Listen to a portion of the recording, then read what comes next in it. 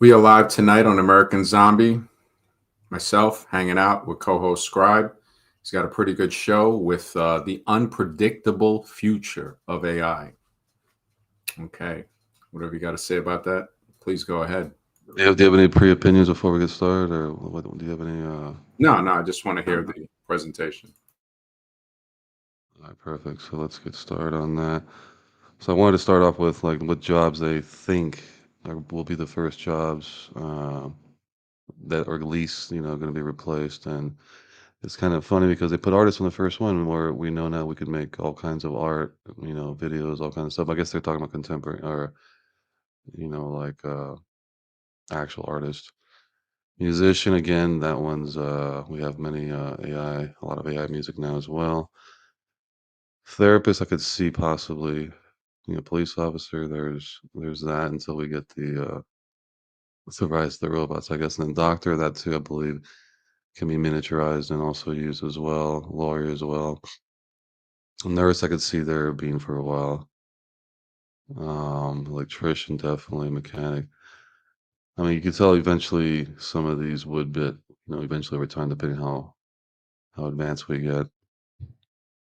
But this one here is saying emergency medical technicians are probably, they're saying, the number one protected. We have healthcare again. We have lawyers. Um, HR manager seems to be another one that's a big one there. But I could also see that one easily being taken over too. But training development specialist, yeah, depending how special, what kind of specialist that is, that's going to depend.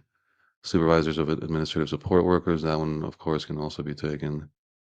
Maintenance repair workers, that's always going to be there. I mean, it's funny that they don't have, AI maintenance or AI technician or something like that on it to go along with that. But just to give everyone a good bird's eye view, these things are massive. So this is part of the what do you call it? The Open AI. They're part of their server set up here, and then you'll see, these are massive data centers holding data and holding tons of hardware, specifically video cards to produce the algorithms, the output. And then here you'll see that they're expanding it more. You see here they're going to be adding more up there. So it's going to be a massive undertaking. And again, multiply this by 20, 30, 40, 50. All the richest in the world are going to basically on this AI gold rush to get all these facilities up and going. I mean, they haven't really figured out the environmental issues, which is going to be a big issue. So when I saw this here, I doubt this would even be plausible, but this is a solar panel version. So I'm not even sure there's going to be enough output of energy for that. I mean, that would be the ideal thing, you know. And this is to give you an idea of, let me just take off the banner real quick. The majority of the data centers in the world, so obviously US, massive lion's share of data centers. Then I would say, I guess, UK and Germany, but then everyone else is pretty much. I would have thought Japan had more. China, I would have thought I would have a lot more, but I guess they're ramping up now. But as of right now, the US is definitely in a pretty big, win of the race if they can hold this, if they can hold this model. You I had a saw a question? video. China was maybe doing something underwater with AI. I don't know if you saw anything on that. That'd be interesting. Yeah, for the thing is again the pollution aspect. We don't know how much of that is going to be in there, and I was going to show, where is it, the how this works here. So right here, the GPUs hold 82% of the market share for the AI accelerators and data centers and clouds. So the GPU, just like similar to uh, not Bitcoin, but the other one, Ethereum, uses GPUs instead of CPUs. So the GPU is taken over as being the ideal processing power for the AI. So that's why Intel, not Intel, NVIDIA. GeForce or NVIDIA, yeah, NVIDIA is worth what, 9 trillion now. So they were the first ones to break the trillion mark, and that's help of Bitcoin or Ethereum, and now with this, it's getting really really crazy. So Hmm. they're of course going to be bigger than anyone else right now, just simply because supply and demand. Yeah. But do you want to say something, Mr. X?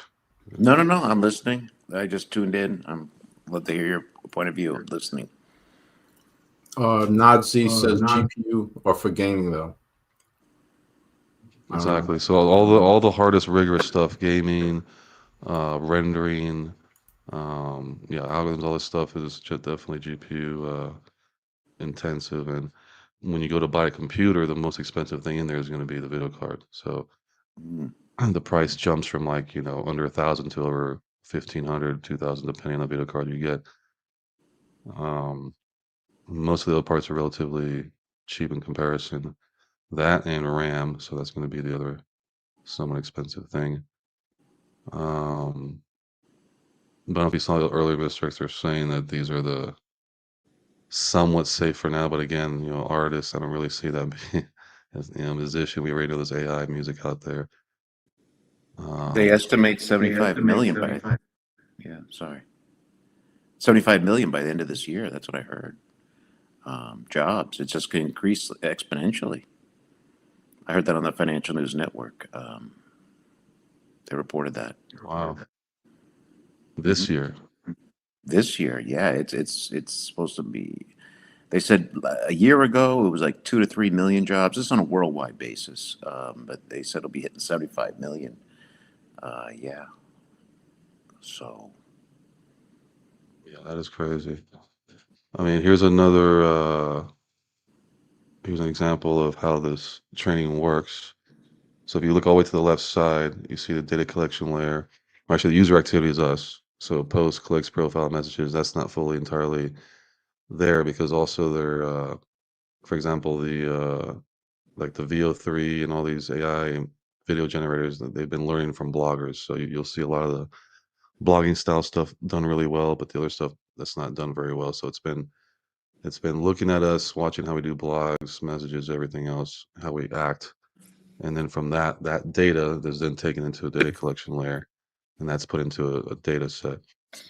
So then you have the data storage, and then from there the processing, and then that goes through different processes there. It says feature engineering, vectorization, embeddings, graph features, normalization, and then from there they'll label everything: data labeling, auto labeling, human in loop, weak supervision, and then it moves over to the training pipeline, and that's going through the GPUs and everything else. And then once they've tested it through there, they take it to the model validation.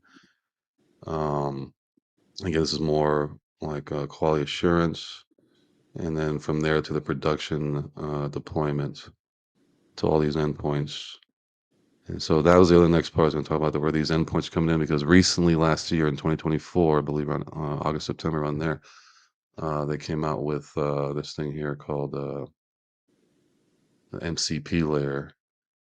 So basically, this MCP layer on the bottom you see there, you attach that to what they call a large language model. So a large language model before was like one giant computer with massive amount of data, but everything can only be used localized inside the computer. You couldn't go outside. So all the data is as old as what's retained inside the computer. So there's no external flow of information. So where now they have this thing called an MCP layer, to where now they can link up to everything, other multiple devices at one time, phones, whatever it is, cars, whatever it is, and it'll run in real time, and all the data will be uh, will be analyzed in real time back and forth. So there's never any old information or anything like that. But then this is where it gets really crazy later on, where pretty much everything, if your toaster, is going to have some AI element to it. mm. So this MCP layer is very important because that's very recent that came out. And that's why we had this explosion recently of these AI tools. ChatGPT is the one that's getting a lot better, Grok and all these other ones. Now they have a wider reach of what they can control. So if you look over here, you So see over they're here all on the going to left run on side this is, protocol. yeah, this is going to be the standard protocol. There's three other protocols. There's two other protocols besides this one, but this is the newest and best one that's come out now. So you see the AI models and agents on the left, OpenAI, all these, DeepSeek, all these things have an MCP to then connect to GitHub or developers use for, to make software and Dropbox and Google Drive and all these other things they can connect to. So this makes it, uncontrollably powerful at this point because of all the different connections it has there. They say the only thing holding it back is the sustainability of the energy that it uses, that we would not have enough energy to support this. I don't know. How do you feel about that? Yeah, so I mean, if you look at these data centers, I mean, they're making them like crazy like this. The energy output, is extremely important. So if they don't have enough to output, it's not going to be able to service, all the people. So that's going to be an ongoing rat race, constant updating, constant. Whoever can get the best land, fastest data centers, because there's going to be definitely a shortage. Because even with Ethereum, the video cards were massive shortages, going up in price. So people were trying to play video games, couldn't even play video games. They couldn't get the card they wanted because the price was so insanely high because of crypto. So it's interesting how everything is forced now into the GPU because it used to be everything CPU.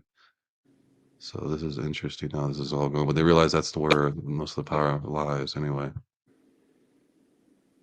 Wait, any guys have any questions until this point? No, just taking it in. I mean, I was unaware of that protocol, but it makes sense. They'd have to have a universal protocol for all the systems that are out there to communicate, for AI to communicate with. So, yeah, because I know with networks that back in the day they used to have multiple different protocols for the different software, but now I guess they're just going to be bundled into one. So, Yeah, it's kind of like an API. I'm not sure if you know what that is. It's like you basically integrate into other systems where now this is the AI version of that, and that's where it gets very interesting. yeah. And then you have these are the types of AI agents basically. So on the left side earlier, when you saw this slide over here, the AI models and agents are on the left side. So these are the things that pretty much get it started. So there's logic based, there's learning agents, utility based, um, model based, reflex based, simple reflex agents, hierarchical agents. So when they say agent, it's more of like the tool that's being used to link up everything else, all the other aspects of the AI to put in there. And then we also have, yeah, these are the generative AI apps. So generative meaning, generating video, music, whatever. I know when we do a Google So search, the first thing that comes up is the AI agent, gives you the answer. yeah, so that's basically the tool that injects into the data set to see if there's even an answer for it. Because when Gauss was here last time, he's like, if you ask AI, build me a periodic table, it doesn't go out and search for one and confirm, okay, that's a periodic table, here's the current thing. It doesn't do any of that. It basically creates everything from a pattern recognition, and then some bits of it might be off. So it's not perfect yet, but it basically creates the whole thing from scratch. That's the crazy part. But at least So it's it knowing doesn't. our interests based on our searches. It's databasing us every day of what we're interested in. Yeah, but the issue is that there is no actual fact checking. There is no. No, I'm talking about You us start asking. personally. I guess when we do a Google search or request one, it must be databasing our searches and what we're looking for. Definitely. So anything we do, we type in any input. All those things are logged. All those things are put into the data set, and it's looking for patterns. Like what are the patterns? What are we doing? Studying this like insects basically to see what we're doing and saying, okay, where's the pattern here? And if you put an input in, can it create something that resembles that? I could see it like when we're watching a TV show, it'll come up with an ad about something we were searching. Like say if we were looking at a trip to go to Bora Bora, we could be watching the Super Bowl, and in the middle we'll see a vacation trip or a cruise to Bora Bora. It's just like that's where we're headed. You know what I'm saying? A commercial for each individual based on their interests. Yeah, they'll just hear it. I mean, you remember that movie Minority Report, right, with Tom Cruise? Yeah. How insane that was, or you can't even walk around because they'd be scanning your iris and all this, all these ads would be pushed to you according to who you were based on the AI data set that you've been accumulating since birth, basically. Yeah. Definitely. Yeah, so it's gonna be a point where everyone's gonna have an AI profile since were at birth till now, and that will know more about them than they know about themselves. Exactly. That's the crazy part. Yeah, man. This wheel right here represents a lot of the stuff we're using. Go ahead, MB. No, I was gonna say we got Jake on here. You know, the streams we changed now. We don't have any more profanity on it, so we just keep it clean to YouTube guidelines. But yeah, um, Mark said that's true. The computer you built last year would cost almost $1,000 more today. And Nadzi says Sora AI is I don't know what Sora one is. Yeah, that's when you saw Tupac and Mr. Rogers, right? Okay. Okay, and here they're saying what the future of AI and software development, what they're thinking. I'm not sure exactly when this image was made, but AI-driven agile development and DevOps. So that's where it gets a little complicated because agile is like um, the way it's almost like the blueprint you use to build the software itself, and then collaborative development, human AI partnerships. That's going to be collaborative AI development, so that's going to be interesting to have multiple AIs working together, integration of AI in the low code and no code platform. So that one's interesting. I'm not sure how that's going to work. We're talking future stuff here. And then we're saying quantum computing and the AI potential synergies, AI blockchain innovations, decentralized software development. That's a massive one right there with the blockchain. Um, that within itself could create.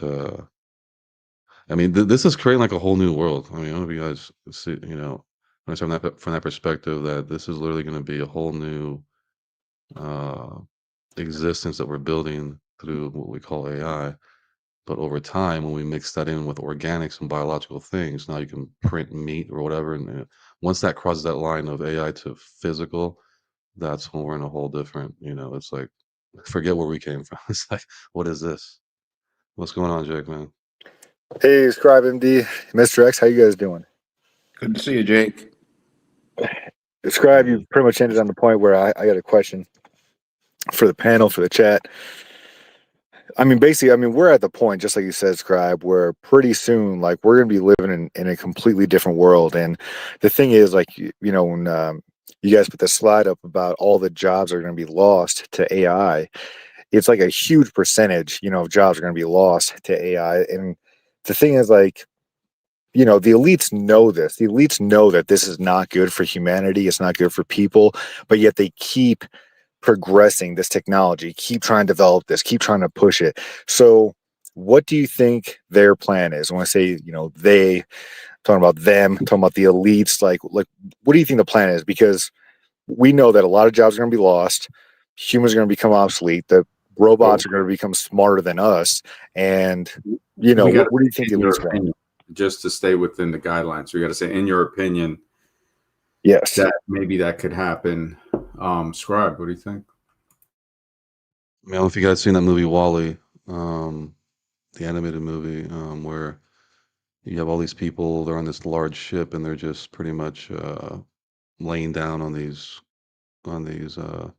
beach type cots and they're just sitting there and there's a TV right next to them and they're watching something and you have the AI robots come out, feed them, do whatever, and they're just there living, but they don't do anything. They just sit there. So, and they're already talking about now giving out government checks to people who can't afford, who because of AI, there's gonna be like a standard, dispensary for you get a certain amount every month or whatever. But it's like once once we delve into that, what are the humans going to turn into at that point? Because if the That's machines are doing UBI, everything right? else, Universal basic income. That's basically what that is, right? Yep. yeah, That's exactly what it is. That's coming for sure. And this is, can I just comment? Because this is one thing where we get into the religious aspect of it and the evolutionary aspect of it. Because guess what, guys? If evolution's true, we don't need humans anymore with AI. It's going to get to that point. But if evolution's not true, then we're going to need humans. So I'm just Well, saying, for a perspective from Jake's question about what are all the people going to do, I think it comes down to a religious question. I really do. In Mr. X's opinion, we don't support In my, religion here in on my this. or well, religion, evolution's a religion. I don't think, honestly, it's like saying if Santa Claus comes true. The evolution is clearly a non-scientific.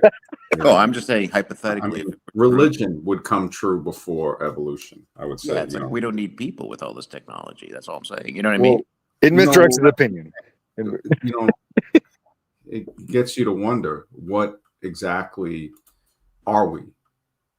What exactly is humans? Could it be something like robots that were left here or programmed and created humans in the beginning? Actually, who knows?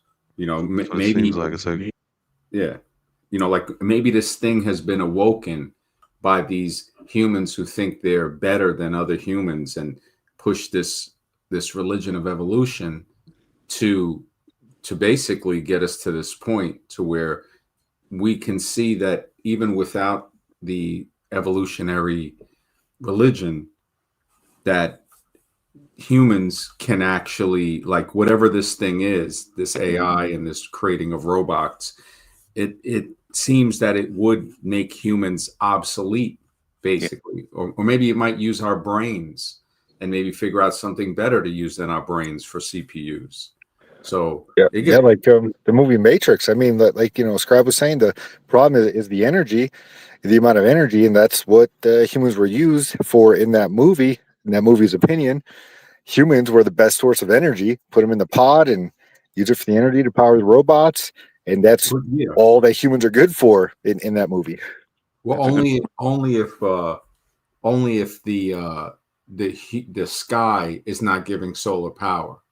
So when we look at the sky, what's happening if solar power isn't there? When they said in the Matrix that man did that to kind of cut their power supply off, but what if they're doing that? Power supply, and humans are. I mean, you look at the ignorance on it.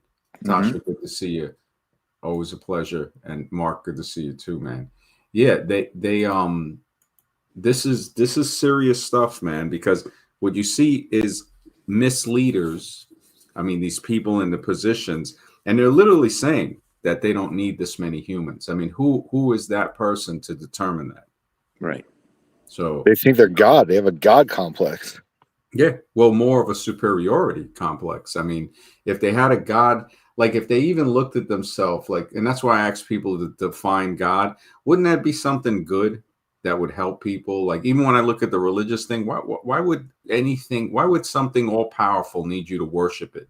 Wouldn't it want you to love yourself first? Oh, that's a good. I like that. Right? Wow. Yeah.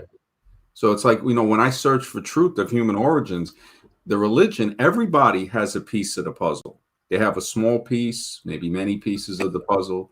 But once I start to go forward in it, it's shocking. Scribe knows a little about it. I haven't released nothing yet, but it's a shocking theory based on science more than anything that we see today. Can I ask a question? Because maybe to harness energy rather than what was shown in the Matrix, they'll need our movement. Like we'll have to be moving. Like they can harness energy from our bodies, just on a hamster wheel, talking and so forth. So like AI could create fake jobs that we think we're going to work to, but it's just harnessing our energy. So maybe it will need us around for energy. Well, think about that. If it's movement, they can harness much more energy from animals. They don't need us. You see, so just the way we harnessed more energy from ox to plow fields, right? So a human turning a wheel, that can be much more efficiently done with primates, more stronger, less, basic food. This is something to really ponder, to say, what about our consciousness? Maybe it needs our consciousness. And that's where it gets into, in my opinion, a religious aspect. Maybe it knows we have consciousness and it doesn't, and it needs that to feed off of. I don't know.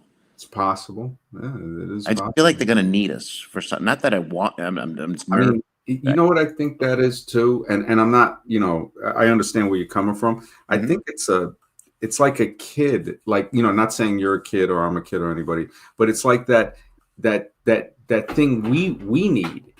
So we need them to need us, kind of. I don't know if I'm getting across. Yes, thank you, No, no, MD. I think the same thing. Yep. I think they don't need us at all. I think we want to feel important. I think, Yeah. Mr. X, I share religious values with you. I believe there's a God. I believe that we were created for a purpose. But unfortunately, AI does not view us in that way. But just like, MD was saying, I mean, oxes are stronger. I mean, they're smarter than us.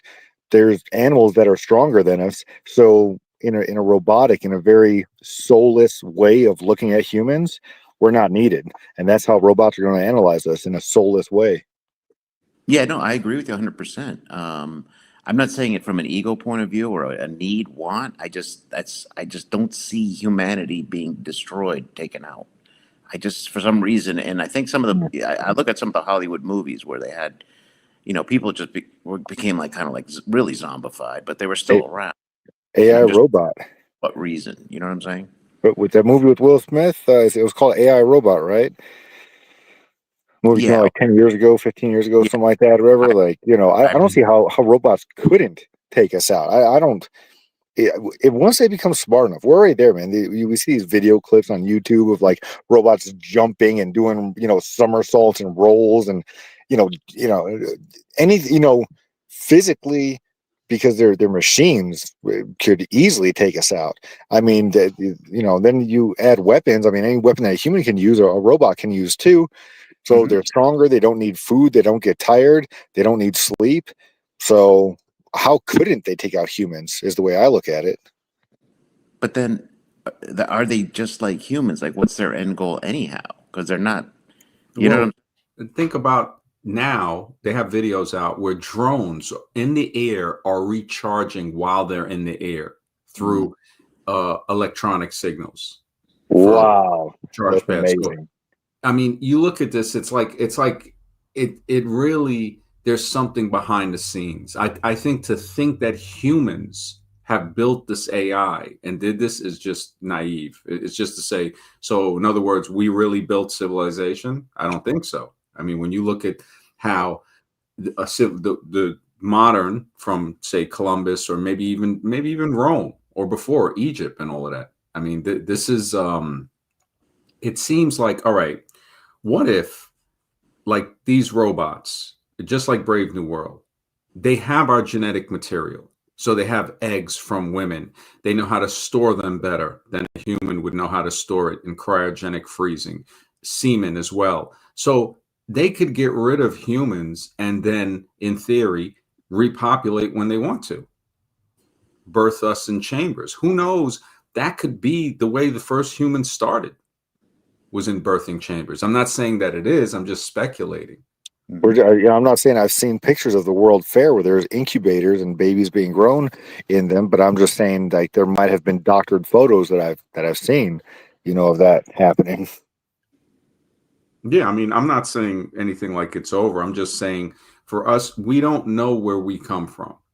Religion, blatantly, I mean, just some of the stuff in the book, I'm like, come on, a Well, guy altered So, that text, right? so some Um, some people would say yeah. that Enlil and Enki created us, kind of like what you're talking about, MD, and cryo chambers and repopulate what they want in the Garden of Eden. but Some people might think that.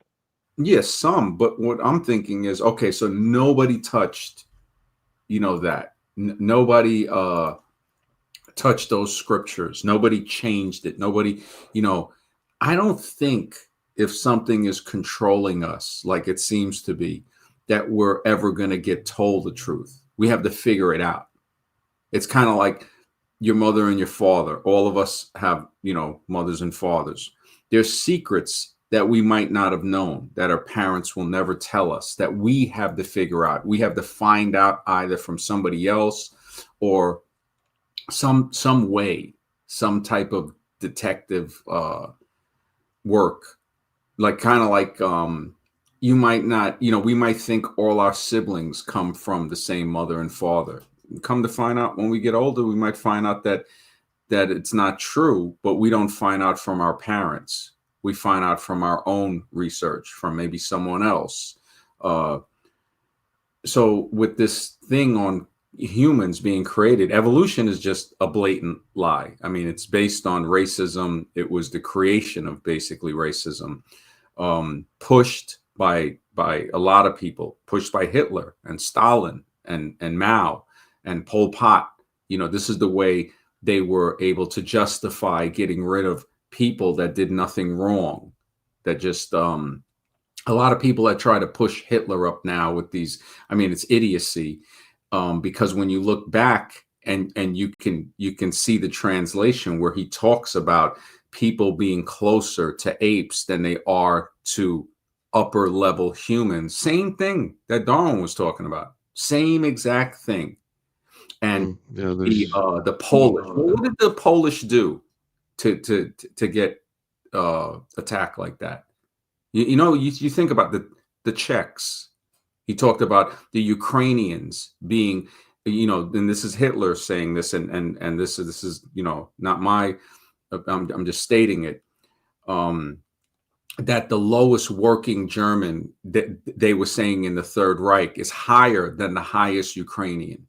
Yeah, again, and when people say, "Oh, well, Hitler wasn't that bad," really, really. I mean, it's an idiot test to me. It's the real IQ test to see if somebody will fall into that and believe that they're all monsters. I'm not saying he's the worst. Churchill, just as bad. Victorian princes and princesses, just the decadence of these people, starving people to death throughout the Victorian Holocaust in India. You can see the pictures. They received half of the amount of food that a person received in a concentration camp. So when we look at stuff like this, we start to see that everybody who has put themselves up as a ruler or leader in history is really a monster. And for people like Black people see it clearly, the ones who can still think. George Washington and these guys were monsters. And then when somebody says, "Oh, we built this country," right? And I showed stuff like this. Patterson Car Company, this guy right here, a Black man in America, African-American family who produced automobile cars in the early 1900s.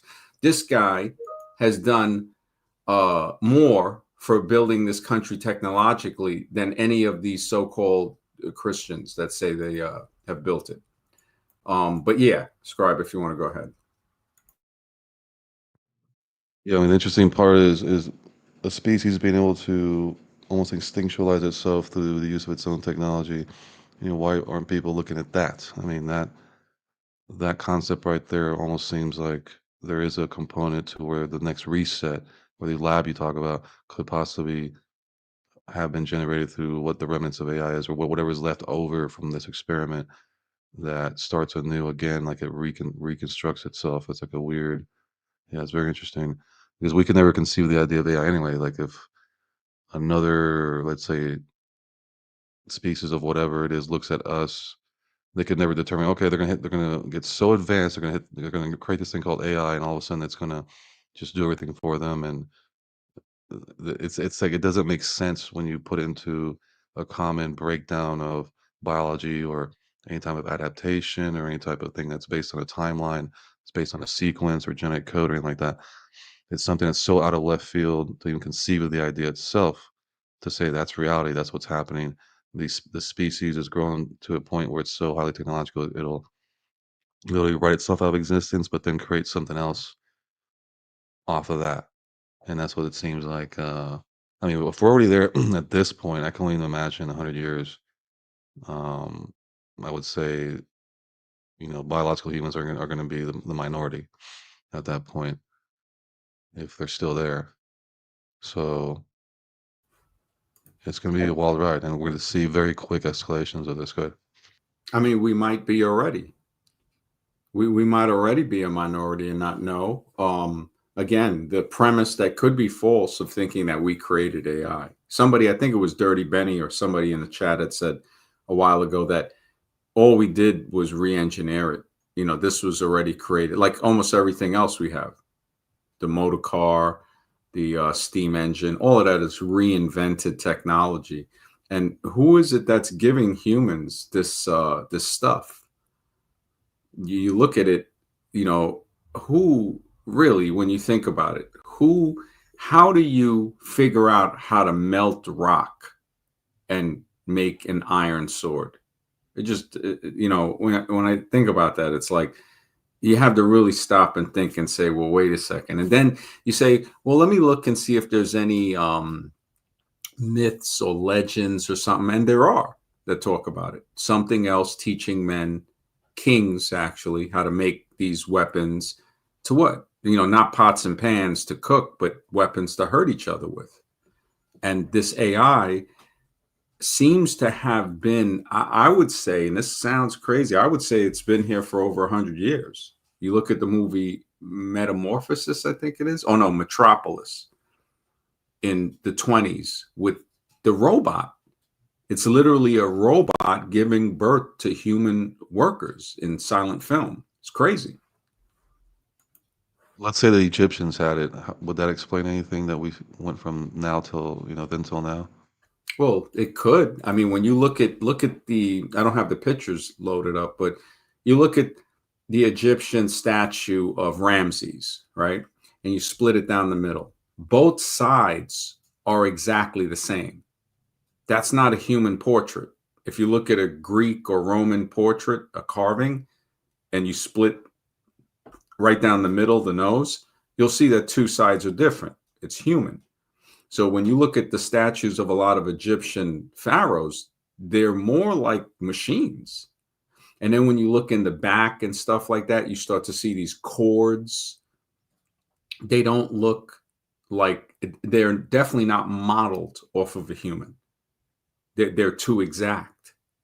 And I think it was Christopher Dunn had pointed that out to the millimeter he showed.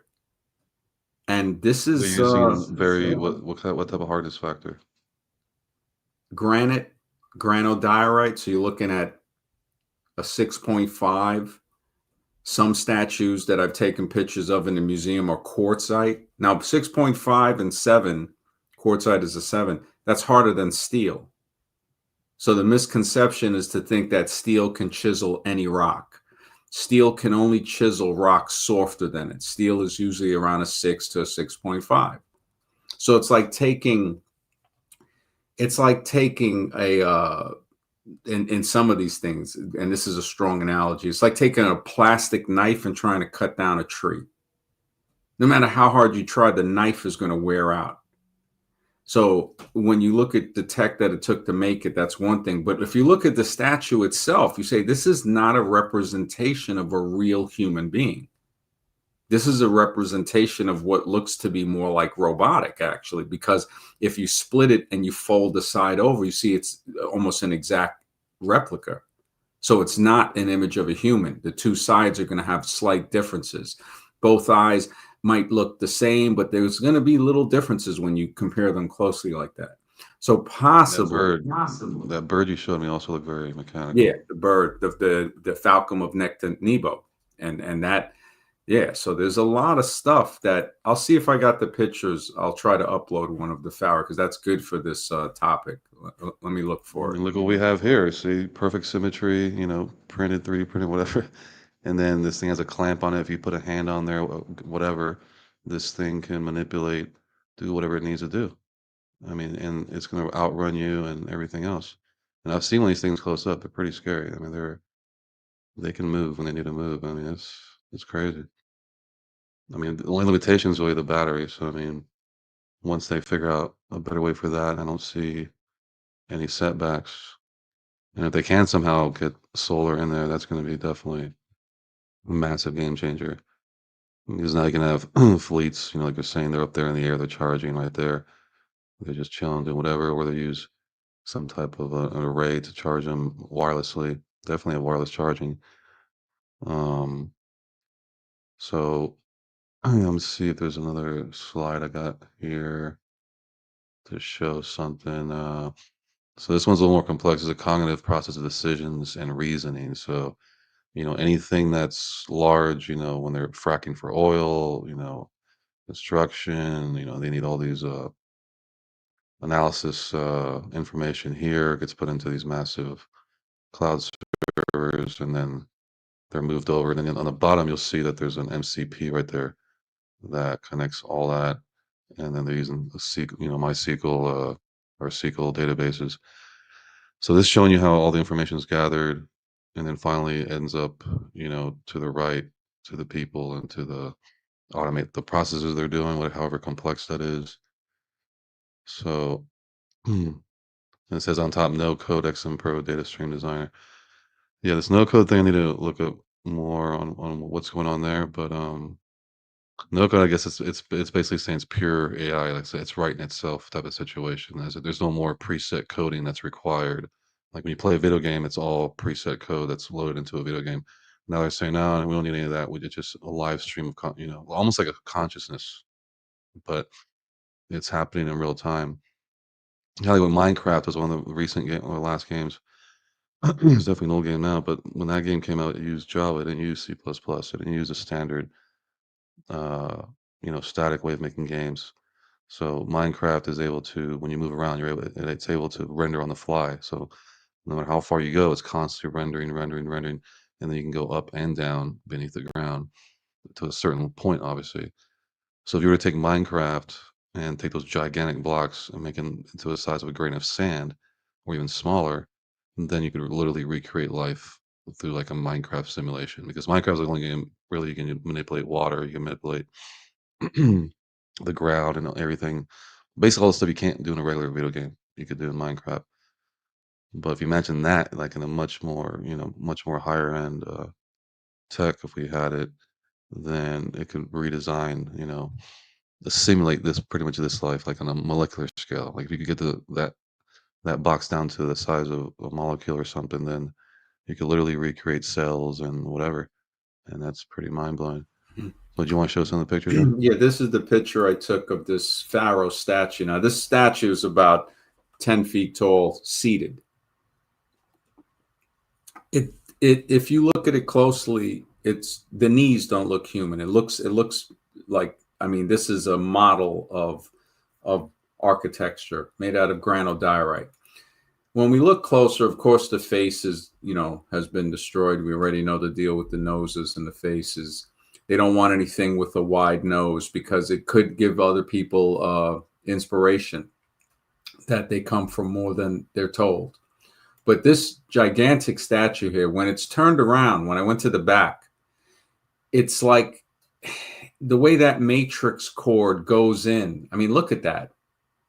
I mean, this is very very odd to me when I look at stuff like this. And I'm saying, what is this box like, that's in the back, as if he's sitting on a charging station. It's as if it's a charging station here when we look at this. And who knows what the hieroglyph says. I mean, these things are extremely important to human research. Could be CPU. You're right, Kalala. It's a possibility. All of the research that I've done on ancient civilizations and stuff, it's just, yeah, it's amazing. Azvaroon, good to see you, man. Yeah, the same tech. Yeah, and they used it. Yeah, if they used it correctly. Alexa says, good to see Jake back.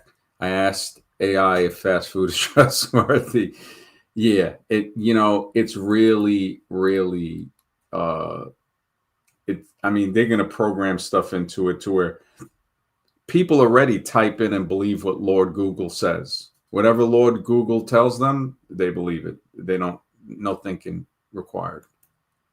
But that's all it was. It was just meaning to show that this pharaoh, and this is an unnamed pharaoh. They don't know the name of this. When you walk into the Metropolitan Museum of Art, hopefully it's still in the Grand Gallery, and I got many pictures of it. And and of course it's been it has hieroglyphs on it. The ones in the front of the chest are not the original. They're totally different from these hieroglyphs. So it's more like graffiti. But I noticed in the back, I said, why does this braided cord type of go back into that box as if it's some type of charging station that he's sitting on? Yeah. So yeah, that's a good point. Yeah, it definitely looks like he's being plugged, jacked in, Matrix style. How much does that thing weigh? Did they say how much? No, it doesn't have a weight, but you're looking at some serious tonnage right there. I mean, it's how do you move that thing in there? yeah, it's like cranes, and you're looking at serious stuff. And it was broken. It has like a part in the back where you see it's kind of not much of it, but the bottom part. I mean, the toes, they tried to chisel it. I mean, I can't believe people would try to destroy something. Religion will get people to destroy a magnificent piece of art like this, saying that their religion says it's not good or something. I mean, it just shows you how easily humans can be controlled. Have you ever done any comparison with, like, let's say, 18th century sculpting versus Egyptian sculpting? Like, has there been a comparison, like what kind of material they use versus how perfect it is? I mean, I have. Let me see if I can find this comparison pic. Hold on. Because I would assume that these ones from the 18th century don't have a 3D printed, perfect, symmetrical, exact thing like that. Because that's, yeah. Nor are they using those materials, to that degree. That was designed to last for who knows how long. I mean, we found it. So anything that's computerized or anything silicone based, obviously, it's not going to last very long at all. So all that stuff's going to be wiped. If there was a reset, all these things are going to be easily wiped. Even these buildings we have are very easily wipeable versus granite or something like that. I mean, that stuff stays forever. We got Azvaroon. What's going on, man? Oh, hello, Scribe. Hello, MD. Hello, Jake. Uh, regarding this Egyptian thing, I know what I'll say sounds crazy, but like they had their own religion, and their god was from another universe. Actually, like there are many parallel universes. I have gone and experienced the energies of the Ra god. Actually, there's a chamber over here somewhere outside of Bangalore. So in that, actually, that meditation chamber, they've anchored the energies of the Ra god, and it was too strong. Actually, Scribe, it was something out of the world. It was actually so intense that I couldn't bear it after some time, and it took many days for the vibrations to disappear. Actually, they worship Prakasha Brahma, actually. Oh, you said they were building something? Yeah. There is an energy hall called the Ra Hall somewhere in a place called Taponagar. Over there, I traveled to that place, actually, to Taponagar. Then in Taponagar, they had anchored the energies. There's an astral chamber beneath the meditation hall. So I went and sat in meditation over there. The energies were so strong, I couldn't take it, actually, like what the Egyptians had used to worship. They built the same chamber for worshipping this god. The sun god was just like a medium. They would say, right, the sun god would fight the serpent that represented darkness and the night so that the day would come back again. The sun god imparted knowledge to them as to how to connect to the god of this universe called Prakasha Brahma. That is the original Ra. Okay, that's right. We're getting too crazy. Okay, you understand that it's like for us to absorb that'd be tough. Like how do you relate that to the AI thing? Is the AI thing part of that? Like what does the Hindu thing say about the AI? Is that something that has been here before? It's come and gone, and it's one of our destructive things. There is an immortal being. He's seen many civilizations rise and fall, and he's recorded that this is like just one of them. And he said that AI was there actually during this time. Like it will reach the heights of materialism and it will collapse. So he's done some kind of breathing exercises. He's known as Kaka Bhujangar.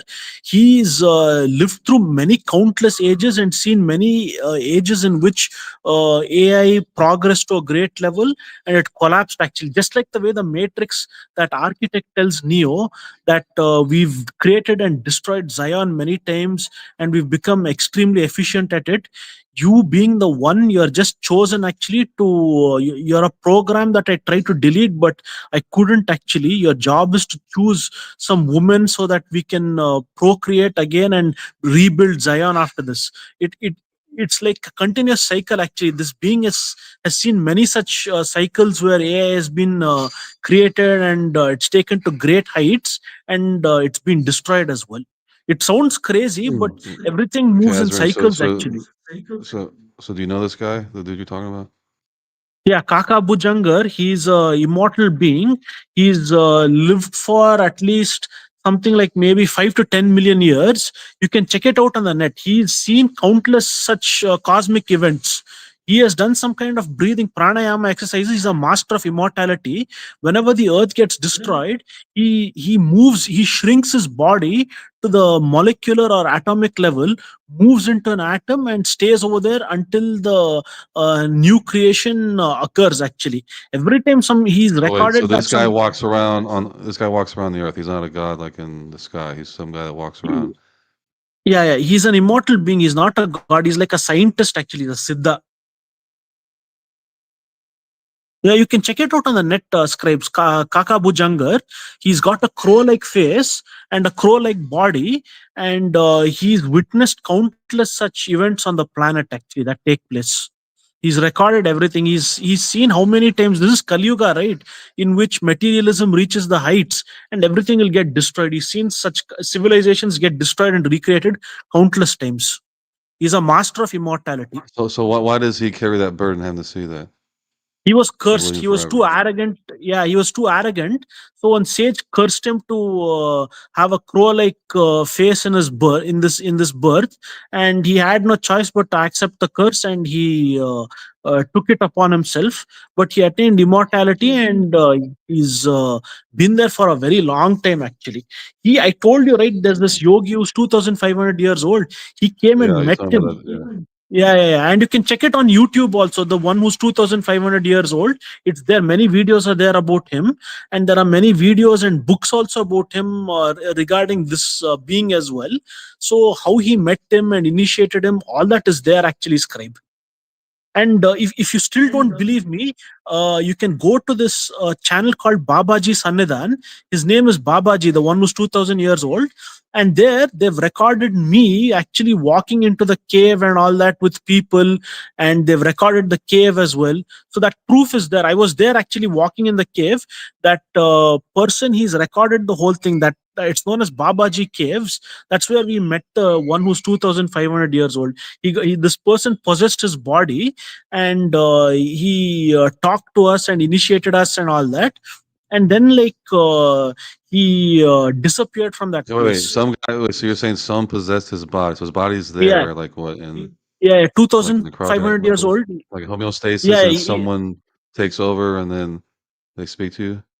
You sure yeah, that's yeah, not like a yeah. scam? They got some dude in there that pretends he's the guy, and the guy wakes up and whatever. It's There's it, no it, chance of it that. wasn't a scam because the energies that I felt were tremendously powerful that day. Yeah, it was too strong actually, scribe. Like I tested the energies that he gave us. It was incredibly strong. It was like what do you say, like wave after wave after wave. It's undescribable in words, but the energy was so strong, like I would have lost touch with the world only. So like he spoke to us actually, and you can check it on YouTube, Babaji Sannidhan, this thing where I go to the cave and all that. It's been recorded over there. So the thing is, the energy he gave, it So was so strong. what does he say? What does he say about Jesus? Like, does he know? Like, is he like in tune Yeah, with yeah. that, or he never speaks about that? His Does he say master that's met. real or what? Yeah, it's real. It's real. It's very real actually. His master met Jesus. His master was 30,000 years old. So his name was Boganathar. He heard about Jesus Christ, went to Jesus Christ's abode, met him, talked to him. He started the religion of Taoism in China actually. He was in China for at least 10 to 20,000 years, and he changed his name to Bo Yang actually, and he prepared a pill actually, like which is a mixture of many things. I don't know what exactly it is that gave him a vital, strong, young body despite being 20,000 years old. That Very allowed him to nice. live very long. Yeah, I don't know if MD, if he found the picture, is going to show something. Or Yeah, if yeah. I'm going to throw it Jake up. Yeah, I'm just fixing it right now. Just getting it ready. Yeah, I don't know if Jake is, he might be driving right now. Well, there's actually, Um, if you look at Talos, right, from Greece, it was a robot, a gigantic robot made to, I think, protect the island. I don't know if it was Crete or one of those islands, but there are instances of robots back in history in China, India. I'm surprised, Varun, that you don't know, of anything about that. Where is there Uh, any uh, instances of robotic beings, mechanical there's beings? some Yeah, there's something about that in the Vedas. The Vedas are vast and endless. So regarding robotics and machine learning, there is something in the Vedas, but I don't know which branch of the Vedas that comes into.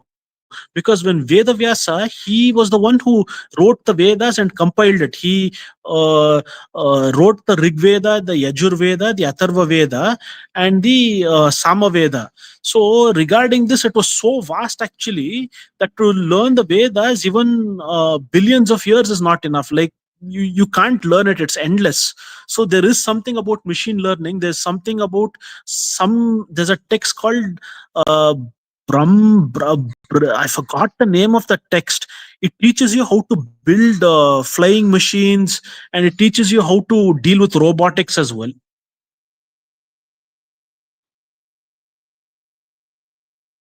wow. But I mean, a lot of these machines are, they say there is controlled through like telepathy, not physical controls, right? Yeah. You can control them through telepathy, but to get the power of telepathy, it will take at least 12 years. And if you violate any rules of morality, the power of telepathy will go off. So you have to be very moral in your approach. So there's some type of karma attached to it. That's Yeah, yeah, yeah. interesting. There are karmic penalties attached to the powers you attain. These pharaohs could they could channel through a lot of energies, and they could get great knowledge. That's how they built the pyramids, but they started misusing it, and that power stopped talking to them. So currently today, Azarun, who's the powers that be that are doing that same thing you're talking about? For example, Um, back in Egypt. Um, in Egypt, actually, they've kept some kind of device under the pyramids. They are seers, actually. They're like scientists. 7 of them have been chosen to be the leaders of this cosmic cycle. There is a Galactic Federation of Light, and they work with the Galactic Federation of Light, and the photon belt is there, right? There is a Okay. god, actually, that Right. rules the photon belt. All right, hang on a second. Now Okay. this is the pharaoh that I showed, that I took the picture of. Christopher Dunn, when he looked at the statue of Ramses, these are the measurements he got. On the left, you can see things are exactly the same on both sides to the millimeter. And on the right, he showed how there is a type of geometry, the circles and everything lined up. This is not a human face. Even from underneath, statues have this circular pattern, the grid pattern. I mean, this is like mechanically laid out. This is not a carving of a person. It's a carving, an exact carving of everything is the same. Eyes are same, the nose exactly the same on one half, on the other. Now compare that. This is another one of what they say is Caffrey on the right. Compare it to a Roman statue. You can see the difference. The Roman statue has like a living character to it. There's differences. If you split and they, I think they misnamed the statue on the right, Caffrey, the pharaoh. If you split that picture of him on the right directly in half and fold it over, it is exactly the same as the other half. The Roman one, we can see the ears are different heights. It's actually the face. This looks more like a portrait of a Roman emperor. I forgot which one, but it looks like a real human being was the model for that sculpture. The right, the Egyptian so-called pharaoh, is not a human portrait. When you measure it down to the millimeter, it's exactly the same on both sides. And to do that, you can't do that by hand either. So you can't carve something that's exactly the same on both sides by hand that easy in a harder type of material too. So What's the left one made out of? What's the left one, I think, is made out of marble. So that can be chiseled with steel. The Roman emperor. So the right one on the right you said was you're looking at granodiorite. So you're looking at harder than steel. The one on the left is softer than steel. So it can be carved, and it's an amazing carving to say that. But when you look at it, it looks like the carving of a human man.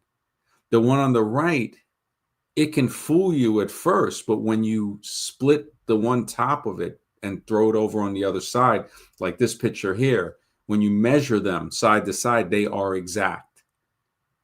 So it cannot be the portrait of a human. It could be the portrait of an android, actually. This could have actually been an android. And that's why I was saying, when you look at the other statues, it's like he's sitting on a charging station. And then when you turn around and you look at what he's sitting on, and it's like, could it have been something like that? So this could have been ancient type of androids or something like that. I'm not sure, but I know see the ancient the flow of energy too. See the pattern in the back where it turns into a ring, and where his hair is supposed to be. All those like strands right there converging into that center. Mm-hmm. Yeah, You know, it goes down like into that, and there's many of them too that actually show that. Yeah, like a coil, like the Tesla coil thing. Yeah. But the biggest thing is when you look at the difference, you see that one looks more mechanical, and if you don't know this, you might mistakenly think, oh yeah, that's a guy on the right. Or what if that thing on the right is a headdress, and the thing's like a mask that goes over the head, so you never get to see what they really look like. Possible. It's definitely possible. I mean, when I look at this one here, it definitely looks more like it could be. I mean, the knees, those aren't human like knees. I mean, I've inspected this statue, and I mean, the carving on it, I mean, this is something, just the hieroglyphs that are look like they're pressed into the back of this thing.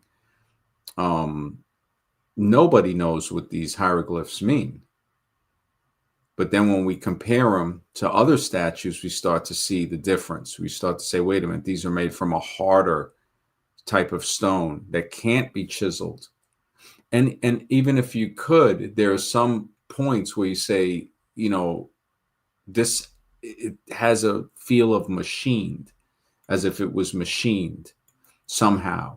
Maybe representing it. To me, it could be, it reminds me of something like an ancient android. I mean, just speculation on it. Yeah, could be. I mean, it does have the muscular features on there too, though. Mm-hmm. Yeah, but those are not really. I don't think they're totally. I mean, like the looks forearm, almost like a perfect human. Looks almost that way. I mean, in the ratio of forearm to bicep, you don't really see. I mean, that's like a very, it looks natural. It doesn't look over muscular like some of the Roman and Greek statues where they're very muscular. This looks like a fit, like something was created. You know, it didn't need the muscle. It has aesthetics. Aesthetics always looks better than muscle. And then when you look at the measurements, you start to say, wait a minute, this stuff has some very deep encoded geometry type of stuff in it. The fact that these circles and everything line up. Christopher Dunn did amazing work on this. I think it's called The Secret Technologies of Ancient Egypt. Yeah, and I doubt it's just 4,500 years old. It might be older. Who knows? But yeah, I figured I'd present that. If you want question is, was AI? Do you think AI was used back then too? That's kind of well, no, I think AI. Yeah, I think we get AI from the stuff that they found. many centuries ago, acting like they just developed the world we see today because they're smart, because they have evolved to be that smart. And it just doesn't make sense. When you look at the egotistical, childish immaturity of Western civilization, of what they call Western civilization, it says everything. It says everything to look at how full grown males act, the way they treat other human beings. It's horrible. It's horrible. All under the lie of progress. Oh, like this is the best progress ever in history. And it's just a constant keeping one human against another human, constantly. Oh, this person is not as good as the other person. I mean, and I had enough when I started seeing people do the Hitler worship again. And I said, this is an IQ test. I mean, you have to be really not thinking to think that this guy wasn't a monster, just like the rest of the monsters. Oh, well, he wasn't as bad a monster and all of that. That's when I realized I'm talking to a zombie. Guy was going around That's an exterminate opinion too. Yeah. because he's saying that they are a better race.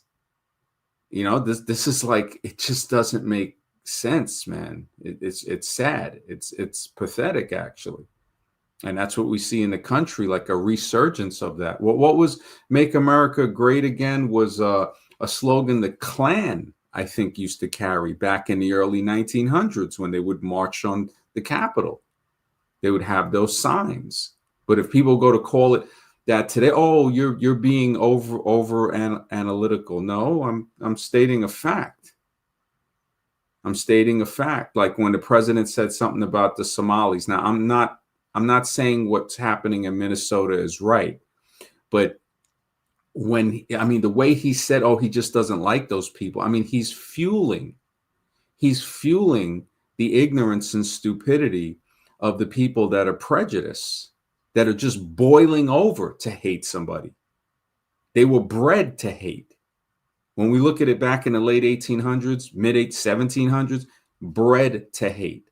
And any good people that were born in there couldn't even try to express their goodness. They're like, oh my goodness, I got to worry about the other people that look like me, that will call me, that will say that I'm loving these people. And we all know those words. It takes a little bit of maturity to even mention this. So when I started seeing people, especially people of color, come out supporting, oh, well, the speech of Hitler in English, you can't translate that into English that easy. I think it was Nietzsche that said, what doesn't kill us, they try to inaccurately say what doesn't kill us makes us stronger. A German woman told me, she goes, it's more closer to resilient. So what doesn't kill one makes them more resilient. She goes, and still, that's not exact. It's kind of like why Arabs and they want you to read the Quran in Arabic, because it might lose some of the translation in other languages. So you actually have to learn.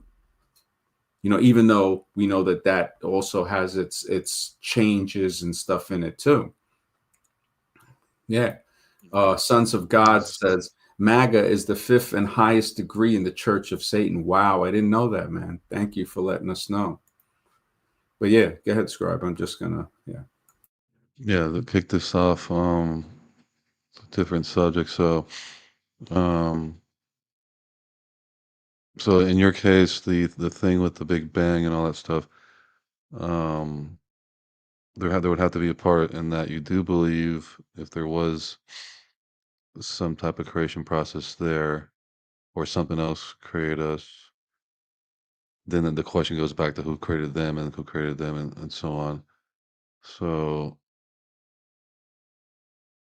that part of it, and because that part is part of the evolutionary,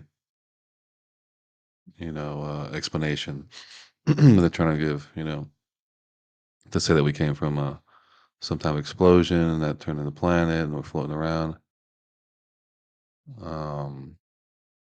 all of that stuff is it's a fabrication. It's a lie, man. It's like it's man-made. It's to say they're as if they're the masters of the universe, like as if they could tell us how life started.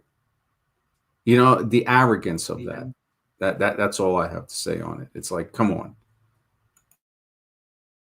Just to say how we led up to AI now, that could have never been predicted. Well, maybe Um, AI created everything we see. Maybe something created that created humans in birthing chambers. You know, these are areas they don't like to talk about because it crushes the model. The religion of evolution cannot survive when a person thinks. Any religion can't survive when somebody thinks. They all have a little piece of the puzzle, but they don't know the whole picture. the birthing tank thing doesn't explain, okay, what happened or who are these people, where they come from to get to the point where they could do that, and what do they believe in?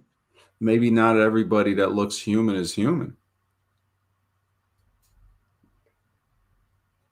They have to have plants within us in the human colony, just the way we see plants in ant colonies. We see spiders that look like ants that prey upon the ants. We see crickets that look like ants that hide within the ants, from the ants themselves. Just the way something might look like us and hide within the human colony because they know that we would attack them. And maybe there's stuff that look like us that preys on us too. Maybe there's things that look just like us that are controlled by parasites. And that's what we see with these politicians. I mean, yeah. But the thing you're showing with the insects, it's like, okay, you have an insect. One of them you showed that had like the tail of a snake or some weird thing. It was like some caterpillar with like the tail of a coral snake or something. So it would have to have known what a coral snake is in order to manifest itself to look like one to work in that particular situation. See what I'm saying? It's Think almost of like that someone type else. of Oh, yeah. think of that type of awareness you're talking about. A caterpillar. Now, and I'm not saying it couldn't exist. Imagine, see, this is the stuff they don't want us to talk about because it shows that there's some type of intelligence that might be in the air, that might be a creational force that allows that caterpillar, like you're saying. One theory could be the caterpillar knows what a snake is and knows that if it can mimic that, then how does it change to mimic it? That's the other thing. But one thing we So know what if for it sure, doesn't know, but the creator knew, but it knew that there was already it's coral snakes? possible. So I want to make. It's possible, but the one thing we know for sure, if we're going to go scientific, is we know that a caterpillar is mimicking a snake. We know that for sure. That isn't an accident. Evolution will say it happened by accident, and the ones that mimicked the snake better, those are the ones that survived, and the ones that didn't. It's such a ridiculous fairy tale, man. I tell you, I religious people, at least they're more honest. They'll at least admit that what they believe is a belief. The evolutionist will continually lie. That's one thing you can expect from an evolutionist. If you ask them a question that goes against evolution, they will lie to keep that religion alive, to keep that fairy tale going. No, it's their thing. So the duck-billed platypus, looking at that thing, it's like, what in the world?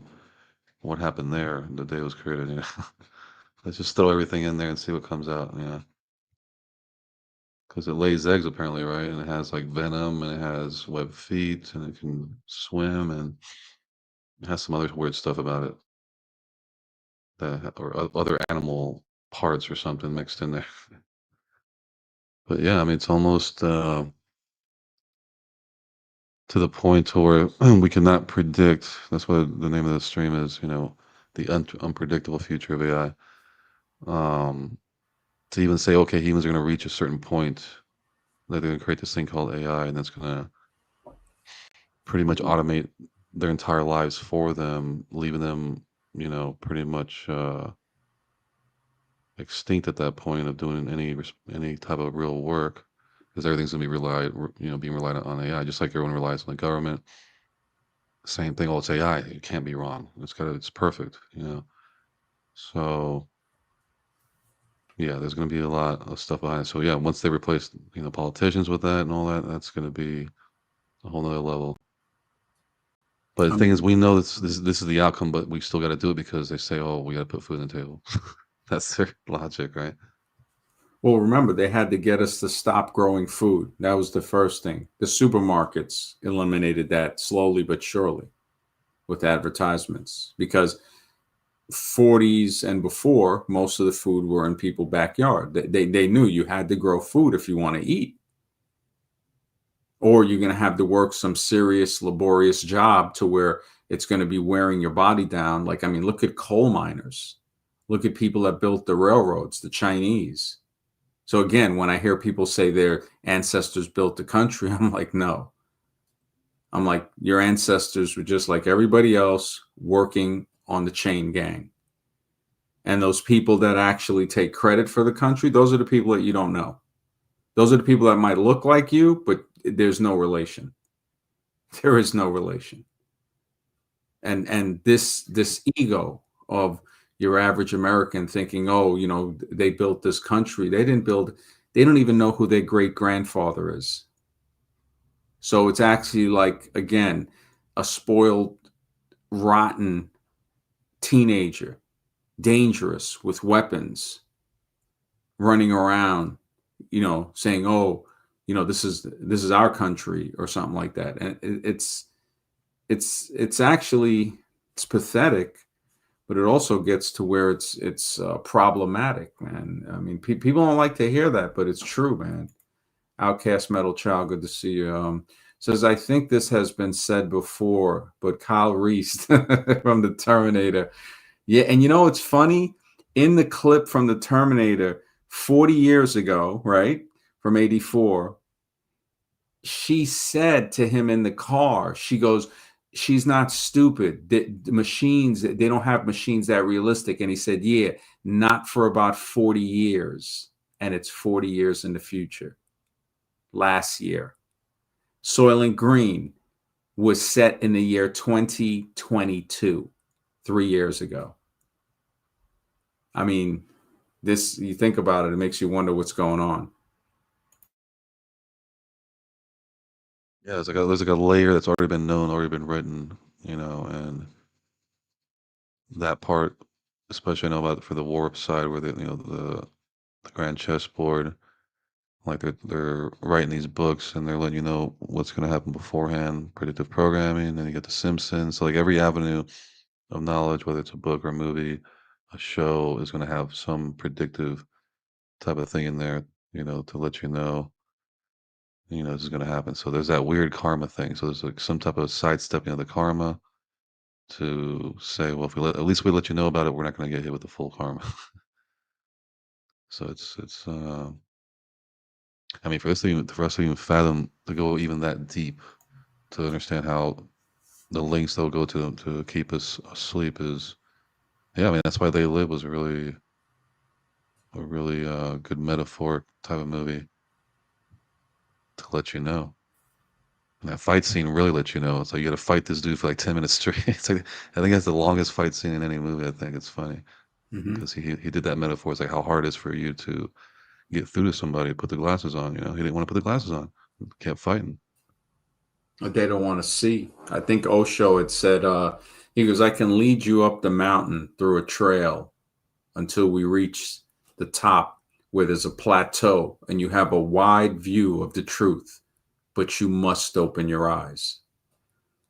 So you can put it in front of somebody, whatever, but they have to open their eyes. They have to look at it. And that was basically kind of like what they did in They Live. He was like, look, you know, just look.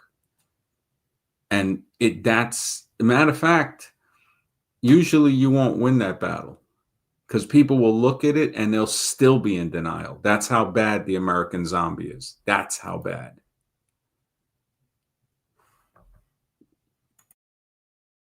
Like, what are they trying to protect? The truth, man. If somebody hides the truth, they can control you with lies. If you know the truth, then they can't control you with lies. You know, lies, that's how they control people. You know, if you don't know the truth, then you're going to be led around like an ox plowing the field. It's funny because I was watching remembering the X Files. I just went back to go look at some stuff because I didn't see the early episodes to see what they were talking about. And like the early episodes are all about them, him being part of the FBI, him investigating these things, but then there's all these other groups involved that no one knows who they are, and they stop him from getting to the actual truth. So he's constantly trying to be out there, investigating some scene or whatever, someone died or whatever. But then if he gets too close, if it involves, any type of alien thing or whatever, then all of a sudden this shadowy group appears and stop him from learning about it. So even at that level, you're being sidewalled, still involved, You know what's weird is there's legends, right, of giants, right, with 6 fingers and 6 toes. And they have a theory that a lot of statues that have the arms broken off, and the hands and stuff like that are because they might have contained 6 fingers. Now, isn't it weird that when they were first making AI, using it to make pictures, it would make pictures, it still till today, with 6 fingers? Yeah, I mean, sometimes, the fingers are the hardest thing to render. So yeah, there was a lot But of, why not 7? Why not 4? Why and they 6? say Nephilim, is apparently the Kandahar giant, the red-haired giant that they supposedly killed or whatever, had 6 fingers and 6 toes. It was like 15 feet tall, something like 1,100 pounds, something like that. And then later on, like maybe 10 years later, there's a guy in Afghanistan, like some kid that they interviewed, not kid, but he's like a teenager. And they were talking to him like, yeah, my grandmother, they would send goats over there and they would always send him to a certain area. And he found out later that this thing would come out of the mountainside and literally go over there and grab these goats, take it back or eat them or whatever. So he has like a long history of family knowing what these things are, and they would give him, I guess, sacrifice or give him gifts, what they call them. And if they didn't give the gifts or the food, then they would come in and destroy the village or whatever. But apparently, they've been having a long lore of that going on. Yeah, that's interesting. You said that, yeah. Yeah, it's kind of odd. Yeah, it's definitely kind of odd. AI creating stuff with 6 fingers. It's just a thought, to say like, okay, is that memory in there of the last physical flesh and blood beings that brought AI back to life? I mean, these are just speculations, of course, but it's to say this is where thinking is fun, actually. It's a mystery. Because the guy's a redhead and he's like pale white. So how close to an albino, if they're still living today like that, Well, where did it come from? Apparently the mountains, like who knows how deep those mountains go in Afghanistan. But apparently they live in there. Mm-hmm. Yeah.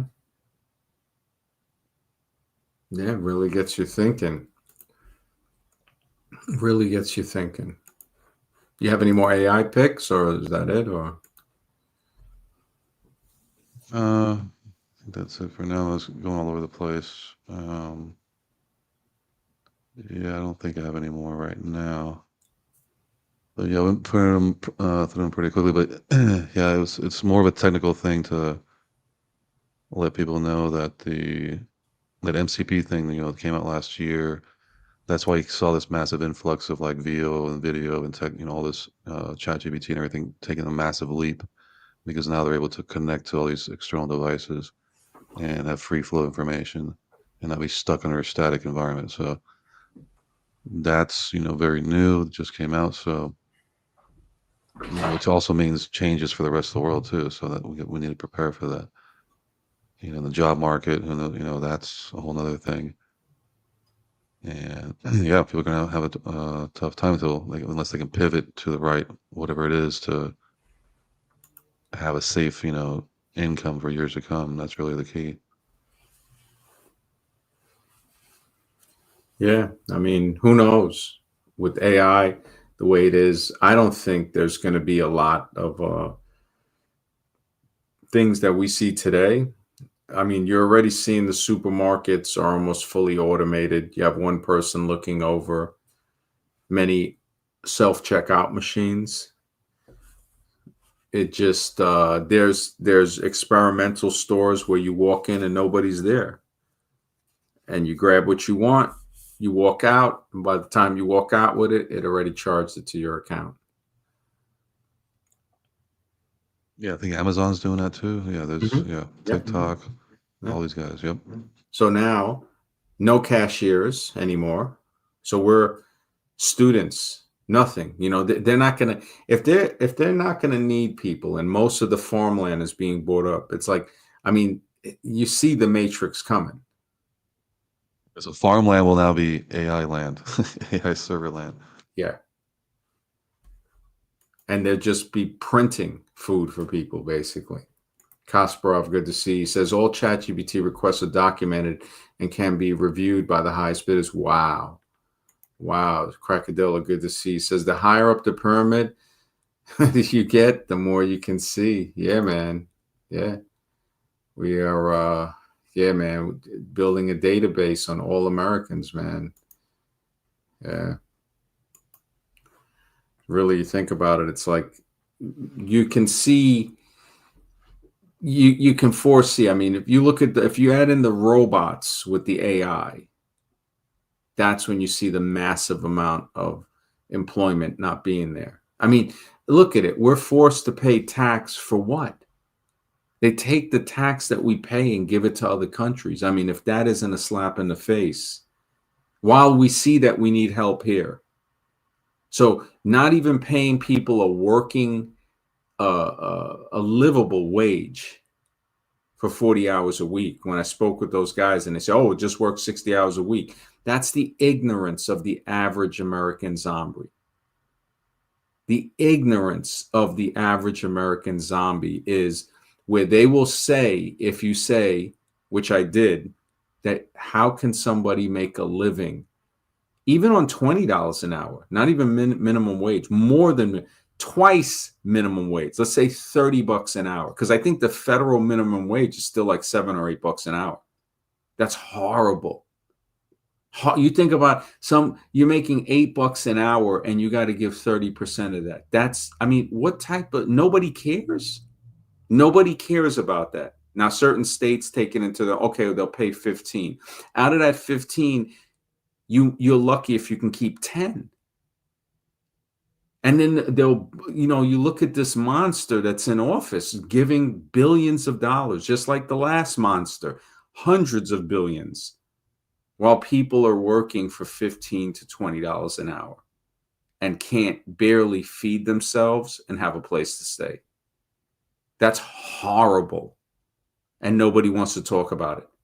They want to run around wearing red hats and blue Democrat uniforms and stuff. It's just, it's insanity. It's an asylum. United States of nutcases, basically.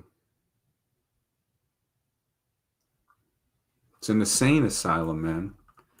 Voltaire was right, man. Planet Earth is the asylum to where the rest of the universe sends all of their lunatics. Yeah, the government, it's all planned, man. Yep, it's all planned. That's really sad. Yeah, I mean, it seems like it really does seem like some type of what do you call it, indoctrination program. You know, I know we're here in different vessels and different bodies, whatever, but this really does seem like an indoctrination program for what? Who knows? Possibly for another life that's coming up. They're indoctrinating us. And it's like when you free yourself, I can remember the day I freed myself of that. Like the day I remembered, okay, you know, the 9/11 thing. And then from that point on, that research led to everything else. And I remember thinking to myself, like, this is scarier than anything or any movie or any book or anything. It's like once it clicks in your head, you realize, wow, this is not what I thought it was.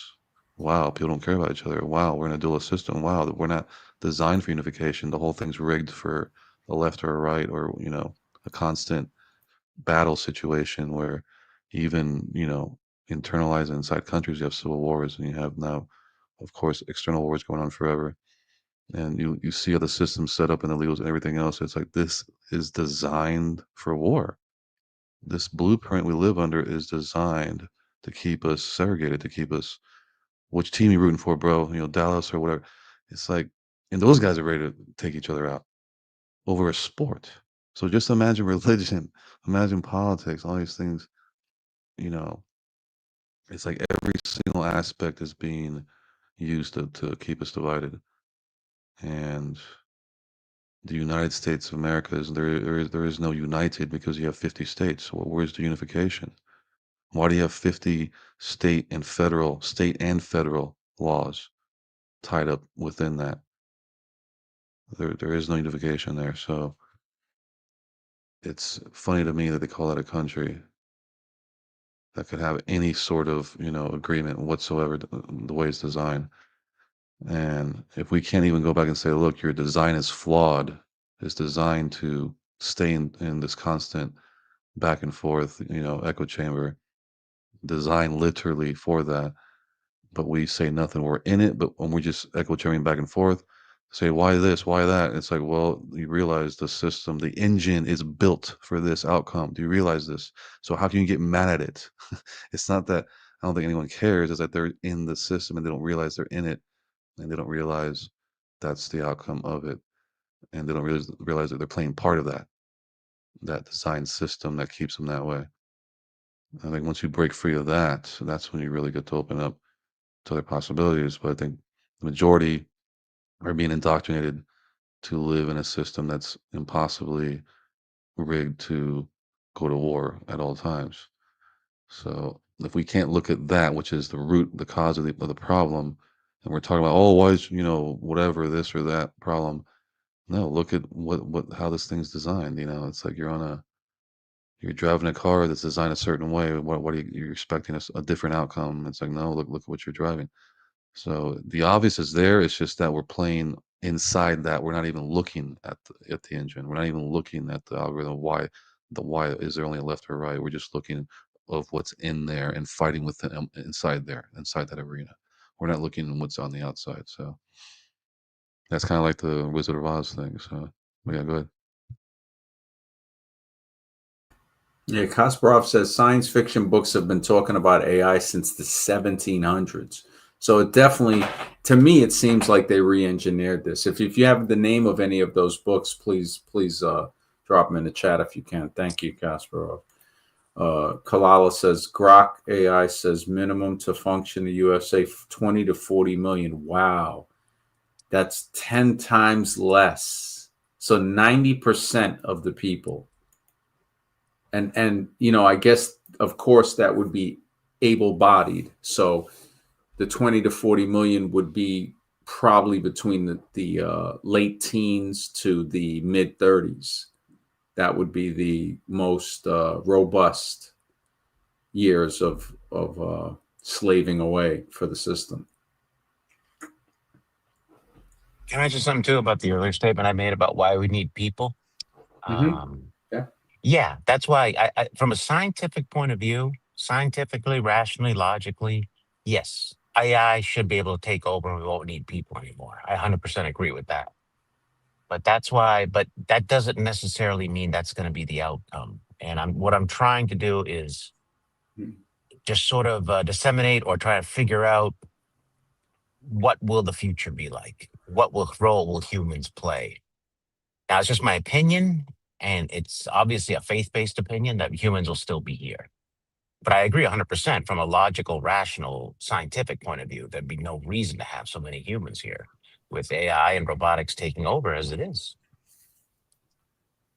Wow.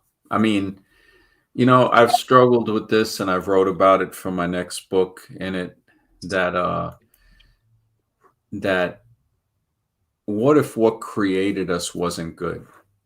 That's a thought that I don't hear many people talk about. Mm-hmm. So it's not to And I'll say tell you that that good. And I'll tell you good is subjective. When you say good, Yeah. what do you mean? well, Can what I if comment on that? yeah, What you just said, MD? yeah, sure. Okay, what created us wasn't good. Okay, well that means that a standard of good existed before he did. So what I'm saying is, in the belief in a creator or what we call a God, Mm-hmm. God defines what's good. Good doesn't exist until he creates it. Well, So wouldn't good be like they say? We know what good is. Like you wouldn't want to be treated a certain way. So the way we want to be treated, we don't really need somebody to tell us what good is. We know when we're being mistreated. So we know what is good and bad. We don't need, even if a creator were to say, no, no, no, I'm being good. No, you're not being good. You're being abusive to me. You know, we see that's the trouble with knowing. but good can't exist independent of some type of creator. That's the thing. How do we Because know? there's no standard of good. Like, okay, But let's say, the standard is not being abused. Isn't that the standard? yeah, but the problem is then it becomes subjective, and some people will think that is good, How is you that know. subjective? I don't understand Because it. some people may have a different point of view. Maybe they're partially mentally ill. You know what I mean? What they interpret as good. It's like you look at a serial killer. You know, I want to be careful with my words. Sorry, but his standard of good is obviously going to be completely different than the average person. Well, Um, again, we're looking at that when you said if they're mentally ill or something like that. So then they sure. wouldn't, you can't, like, that's not a good template. Like the guy who's a serial guy, Hmm. we would wonder, okay, what made him like that? Like, could it be something that he was born with that, is that possible? It was, is it something that happened when he was younger? Hmm. That turned him into that. Evolution, the belief in evolution clearly has created a lot of serial people like that. Dahmer talked about that in Yeah. his interview. Yeah, they're talking about the lobes, part of the brain. I forgot what it was, which lobe or which the cortex, something smaller. Like they have no empathy. There's no like we like when we do Well, something, we I feel don't bad. know. Like they have no I don't like know. there's something there with the chemistry of the brain too. But I don't believe like them you when say, I they think he was more born that way. I don't think like something I, happened all of a sudden he turned I into. don't believe them It's kind when of like they the homosexual thing. Were you born homosexual, or did you all of a sudden turn homosexual? well, there's different ways. We see that there's, chemicalization that can turn gender with frogs. We see that, in my opinion. Um, we see conditioning, so mental conditioning that can push people, and we see that the third son theory. It's a possibility that nature has a way to say, wait a minute, you have three sons, we're not going to let you outbreed everybody, so one of them is going to not like women. Well, the point is, he was still born with it. I'm saying I think these are born things that people are born with. Some, You Hmm. know, some, I would say it's not just one way. It's not just one. And the serial question, yeah, it poses. I don't think we'd be able to figure that out in one show or even just a couple of conversations. That takes some Right. serious thought. Yeah, to say, Yeah. I know that if somebody's thinking correctly, even a mentally a disabled person, they know when they're being mistreated. So it's sort of like they might not be able to express it as fully as another person, but they can give signs and say no and stuff like that. And it's Hmm. really sad when you think about how, I mean, and then we think about what we were talking about before. What about if people can be possessed and stuff like that? So then that Sure. brings a whole other facet into it. There's so much to consider, right? And it can't be overlooked either because these serial killers are part of our existence. Remember, we only know the ones that have been caught. I've seen videos where there's plenty that have never been caught. We might have interacted with people like this on the street and not even know it. So it's just like you can't, you have to look at all the options, all the answers, because this is reality. Um, if it is demonic possession, if it is some type of spiritual possession, just be open to it. It's obviously not scientific. I'm not claiming it is, but people with completely different views of morality live amongst us. That's something we deal with every day. Yeah. I mean, when we look at it, it's like there's a documentary called Deliver Us from Evil. And it's about a priest who was relocated over 10 times. I think it was up in like 20 something times after every time he abused a younger person. And all they did was kept moving this guy around. I mean, when I look at some of the things, I mean, and nobody cares. Nobody cares. They're too busy chasing a ball or watching somebody chase a ball or talking about somebody that chased the ball. It's crazy. It's like a circus. The one guy that beat up the other guy. Yeah, one guy beat up another guy. Oh, So that's Andrew Tate's now going back in the ring doing whatever. It's just funny. it's like it's ridiculous. It's really ridiculous. I mean, all anybody has to do is watch some of his old fights when he gets knocked out and stuff like that, and you see the whole thing was orchestrated. I mean, the guy was never some. I mean, you hear it from the horse's mouth when he talked about what he did to people that trusted him. So right there, and the amount of people that I saw fall for that and was like, oh, this and that, and I'm like, wow, I that's when you start to realize the zombies are everywhere, man. American Zombie. Yeah. It's funny they had a pre-fight show. You know how they do the pre-fight shows where they both sit side by side and they start Mhm. talking crap back and forth. And then I think the other dude's like, yeah, you're selling that hustler, crap when anyone can go on ChatGPT and get it for free and all this other stuff. I was like, and then you're just sitting there looking at the guy like Yeah. didn't know what to say, but then You think it's they're funny. like, hey, these Calling guys him, at gonna least that fight guy's calling them out. yeah, they're gonna fight after school, man. Everybody be into it's like, are we still in high school? We're still in school, basically. High school mentality, junior high mentality. Two guys are gonna fight after school, and that's the most important thing. And the way they promote it is ridiculous. Yeah. Can I share something with you guys? Something I did today that I don't know if you tried it out yet. The Apple Vision Pro. Have you any of you tried that yet? Nah. Was I that tried it today. It's the headset that you put on. I was just happened to be at the mall and there was an appointment available, so I took it because I'm not that familiar with this stuff, but this stuff was interesting. But man, I'm telling you that immersion technology that they have, it's pretty. I'd recommend.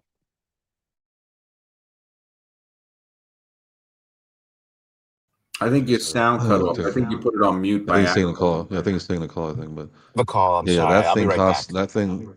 Yeah, yeah, that thing he's talking about. It's probably like I don't know, $1,500. It's like buying a computer basically. It's Was No, it the it's 3,500. But oh my goodness, I watched a 3,500. Good concert lord, and like that's fun. you can Yeah, see the singer right up front singing. You feel like you're on stage.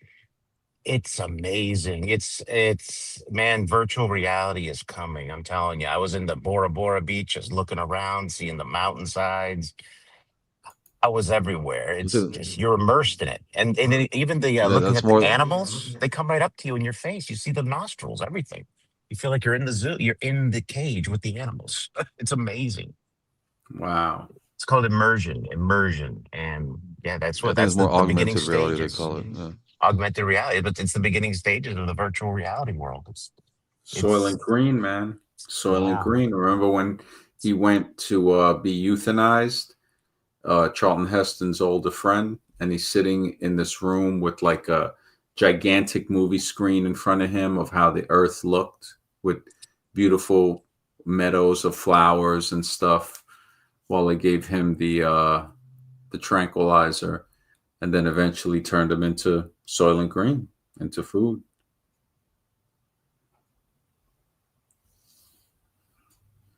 I mean, we're in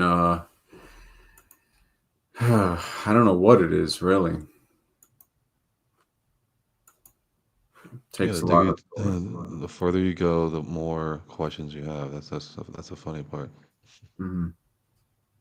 And not too many Then also, people want to think. Nobody wants to think really. We got a few of us here in the chat on the panel, and the majority of people are zombified. yep, because they think this is real. It's almost like it's MD. sci-fi. Yeah. Mhm. Go ahead, Asbury.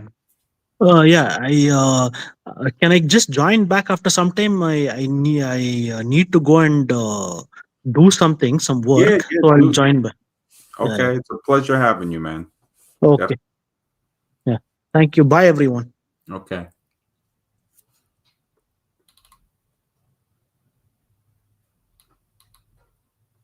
Anything else with the AI or? Sorry, guys, I'll have to be back in a few. I'll keep my thing posted, but I got to take care of something right now. Yeah, take Sorry. care of your stuff, man. Yeah. Yeah, go for it. Yeah. Yeah. So this thing is very unpredictable. And basically, with the keep an eye on it, a lot more vigilantly than we used, because before, tech would always be going really fast, but at a linear pace. This is more, once it hits a certain logic point or a certain threshold, like the MCP thing or something, now it's exponentially more powerful overnight, literally.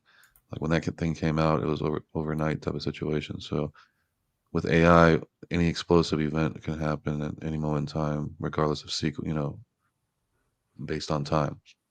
Like all the new computers coming out, that's all time. Like the new chip and all that is time based, where we know it's going to take time to build it. Whereas this, it's almost like all these new discoveries are going to happen simultaneously, and each one of those discoveries can have an instant change, like overnight. And that's the kind of scary part, the unpredictable part that I wanted to kind of instill, in this stream to let people know. Mm-hmm.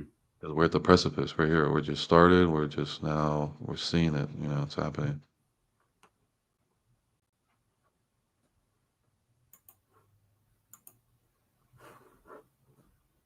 Any more pictures on the AI? No, nothing. Or AI dog? Yeah, I'm gonna have to do probably another one on that. Yeah.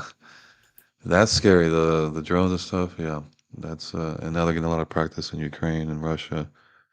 So it's interesting. They always have a practicing ground every time, you know, the war is had here, had there, and they're always testing out new tech. But Think they have AI dogs in videos carrying weapons and stuff? oh yeah, I mean, those dogs have been around for a while. I mean, that was what Skunkworks originally, or The who was fact it? that they can jump up after they're knocked over and stuff. And I've seen a video years ago with different types of animals like kangaroos and all different makes. It's amazing when you think about it. It's Yeah, like, there was an event earlier that saw that dog, and they had it on two legs walking around. Like it was able to balance itself on yep, two legs, those little tiny legs. yeah. They have drones now that'll fly, drop to the ground, and then turn into like a wheeled vehicle or something, AI dog type of thing. Yeah, that's gonna be the Unbelievable. ultimate. Unbelievable, man. Yeah, so they're saying now instead of making tanks, they're gonna make, drones or whatever. So now the warfare thing's gonna change a lot. That's where the super soldier program, all that stuff, cyborg, all that comes together. I mean, when it comes to military, I mean that's definitely like the chip thing. That's the least. It's probably going to be integrated to the cortex or the brain or something like Elon Musk's trying to do, with Neuralink. That's nuts. I mean, the fact he's even involved with that. I mean, Kasparov brings up a good point, man. Jonathan Swift's Gulliver Travels, 1726. I guess in that he wrote machines can write books. And then Metropolis, yeah, that one is just straight robot city. Yeah. You've seen those? Metropolis, I saw some of it. Gulliver, I remember the cartoon as a kid, and some of the movie, but I never read the book. 1726, I should definitely overview it. He's saying that a lot of these, he says science fiction books have been talking about AI since the 1700s. So I think what he's saying in It's got Gulliver to tell you Travels, something. yeah, they talk about machines that can write books. So it's like, where do they go? What do they witness? Where'd they get it to from? foresee that? How far back? Yeah. That's why it seems that they're recreated, they're re-engineering it basically. Or maybe something was opened, like a Pandora's box kind of, or jar. I think it was originally Pandora's jar. Okay, but if we look recent history, the West Side, where all the natives, all the way from Canada down to the tip of Argentina, were doing their thing. and then the invasion happened. We're talking what, 400, between 300 and 500 years, not even. Pretty recent.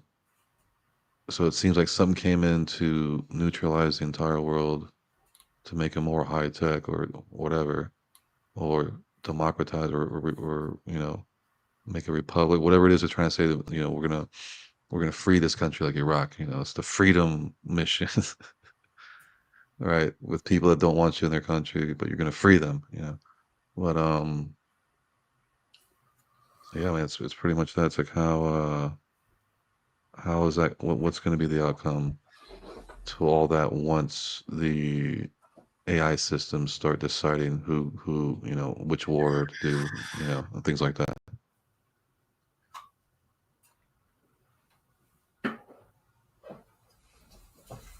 Now they're deciding on who's going to live. Yeah. I mean, I think 2020 was a test for that. I said it before, and it's in my opinion, if that's real thing hits, one of the main jobs would be collecting bodies, basically. It's really sad when you think about it. Makes you wonder about that book by Franz Kafka, I think it is. Or Frank Kafka. Metamorphosis, I think it is. Mm-hmm. I was saying people were living, I guess you could say, in tune with the environment, and then this thing came in to standardize, I guess, living, and kind of put everyone else in concentration camp situation. Like, you look at the Indian reservations and all that, man. It's just like, man, that's just messed up. All that knowledge, all that stuff, just and they do have like the highest alcohol, what do you call it, rate. Mm-hmm. Like, they're the most oppressed. I mean, imagine if your ancestors were wiped out like that. And to see those two together, to see the Native American talking to the white man, or whatever you want to call it, the European, the ways of thinking are completely different, but yet they exist at the same time. Mm-hmm. It's like, how does Well, that work? some of them were white, some of them were black, and some of them were brown, like the ones we see today. There were many different color tribes. So what was sent over here, they did it to themselves, basically, their own brothers and sisters. It's horrific. Well, the way of thinking, it's like one still lives this way even current day, whereas the other one needs bureaucracy, needs contracts, needs tax, it needs all these things, you know, parasitical type of governing, whereas the other one's like, you're free with the thing as long as you respect the animals and the environment. Two different ways of living. How did that clash? And then why was that so recent? I would have thought this would have happened thousands of years ago, when Rome and all this stuff, whatever, Egypt and all that. So why now are we supposedly trying to get the world civilized when that should have happened eons ago? Not eons, but millennia. I mean, just think of how life would be if you had to grow your own food. It'd be a struggle, but it would, that's what freedom is. Freedom isn't really comfort. What do they say? You got a choice between freedom and security. If you choose security, you deserve neither. Mm. Yep, exactly. As you believe, whatever they claim that security is, just like, mob taking over a block and say, "Oh, you got to pay us, X amount per month, or else, we need protection, whatever." So this is more of a parasitical invasion type of thing. It's like it came in, because I see that, like the western side as the Garden of Eden before that came in, where people lived off the land, as it was intended to. So, and then all of a sudden, a new human comes in and says, "No, we can buy property, we can buy the air, we can buy the sky, we can buy the lake. We own this. We put you under contract." And the guy's like, "Whoa, whoa, whoa, what are you talking about? Wait, this is our land. What are you talking about?" It's like the the confusion I can only imagine those poor Native Americans were thinking when these guys are trying to buy their land, whatever, and saying it's over. You gotta give it over. I mean, someone who's pure of thinking and respects the earth and all that. You got this other guy saying, "I want to buy this thing and do whatever and tear it up," and just the two ways of thinking are completely different.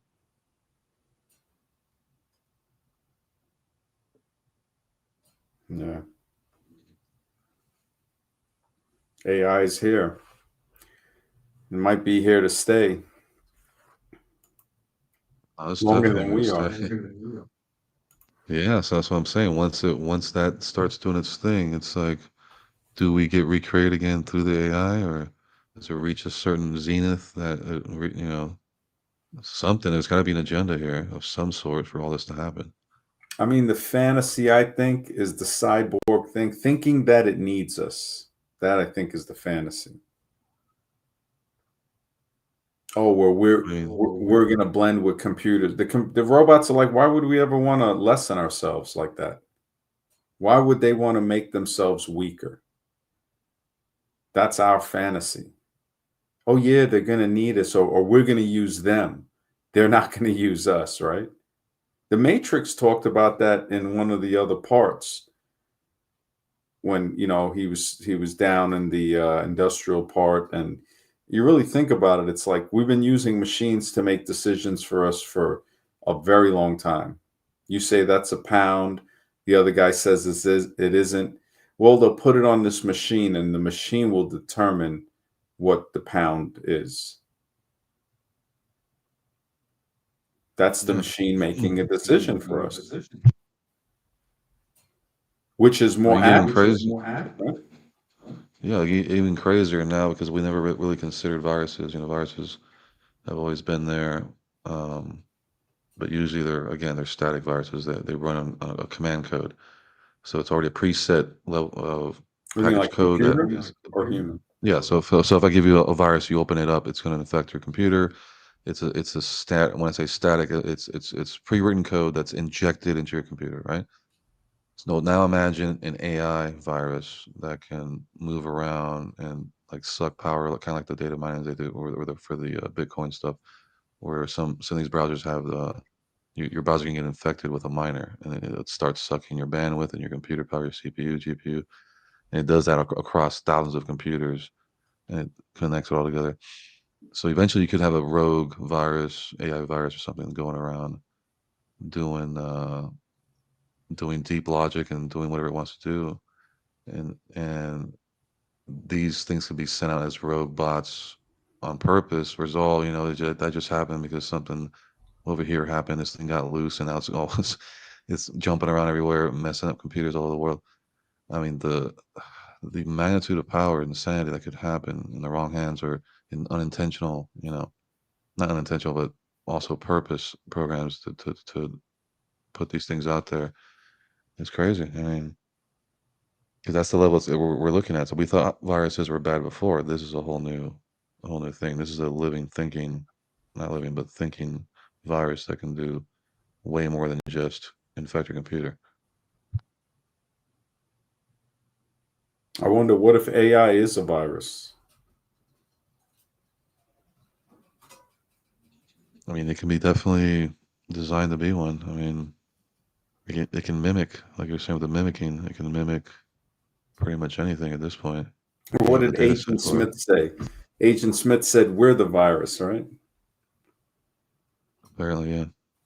It fits the description. I mean, we can, but that's only after we were taken over. I'm saying the Native Americans were not. They knew how to live within the become part of the ecosystem versus be against the ecosystem. So when they say virus, it's the ones who are against it, don't respect it, and just do what they want, buy and sell. Money, greed. All these things are manifested through those instruments that we use. So we use instruments like money. That puts everyone on an even playing field, but at the same time allows for corruption, allows for you know a lot of clandestine stuff because now it's based on a physical item It's not based off wealth or trade or anything like that.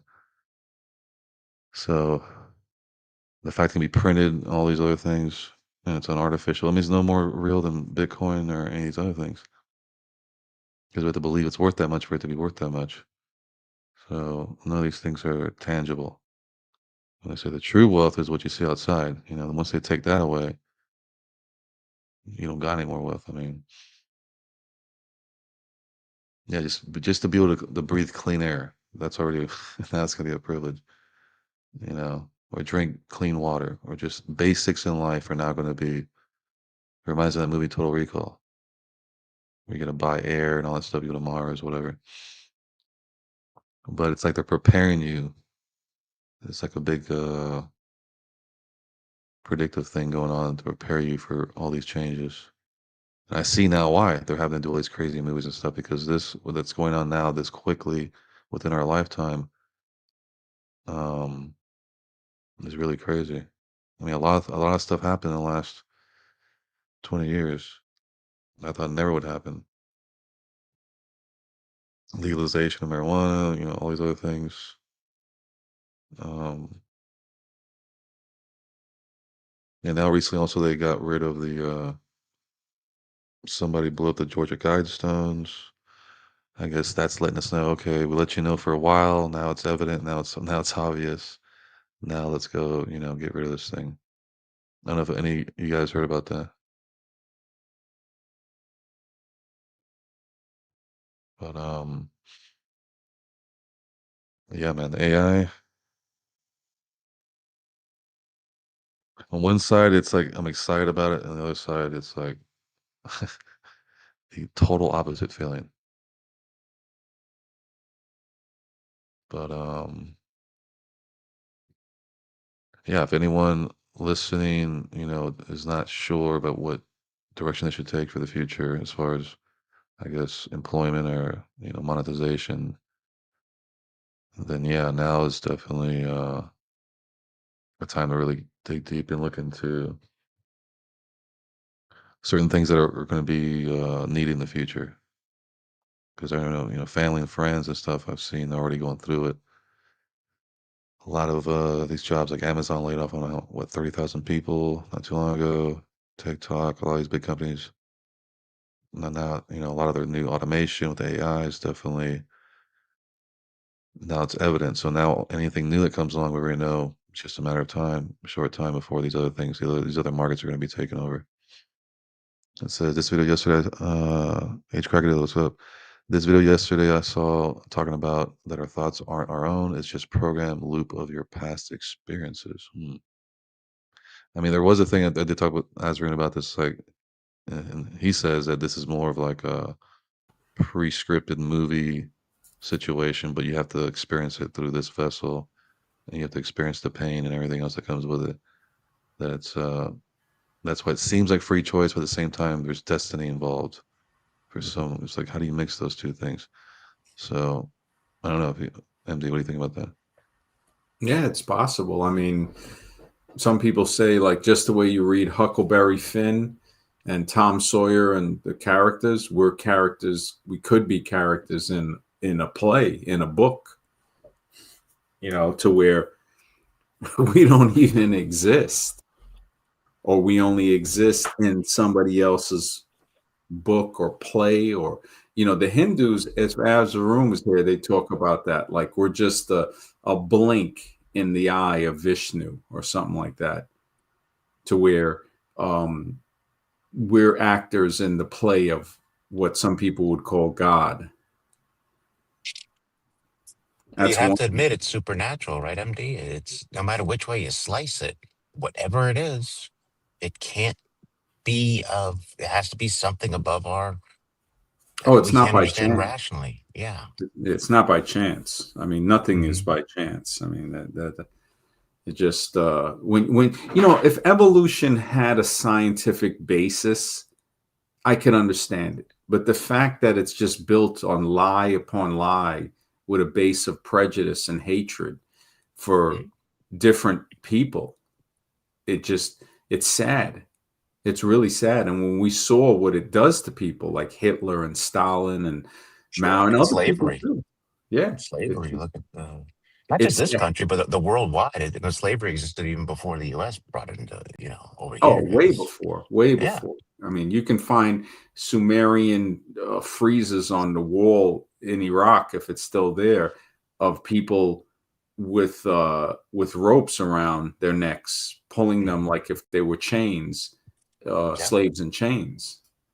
Yeah, I mean, evolution was just another religion because those people did it based on the fact that they thought they were better, but it wasn't necessarily based on evolution, but it was based on some I type think of it was based on superiority. just subjugation, just Yeah. immorality. I mean, and the thing is they want us to think that, oh, well, slavery existed as if it was everywhere. I think that there were people that were moral as well, Mhm. knowing that no, why would I want to do that? Why would I want to own another human being?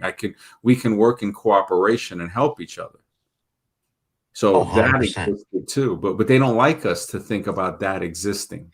They don't like that. Well, I think They the want slave owners throughout history have been a minority of the population. I don't think they've ever been a majority. Well, I'm thinking like, okay, what if there were civilizations, which, we see them today, where people aren't enslaved? To where people, if you look at, you have populations where some people, you have your designated farmers, or everybody farms.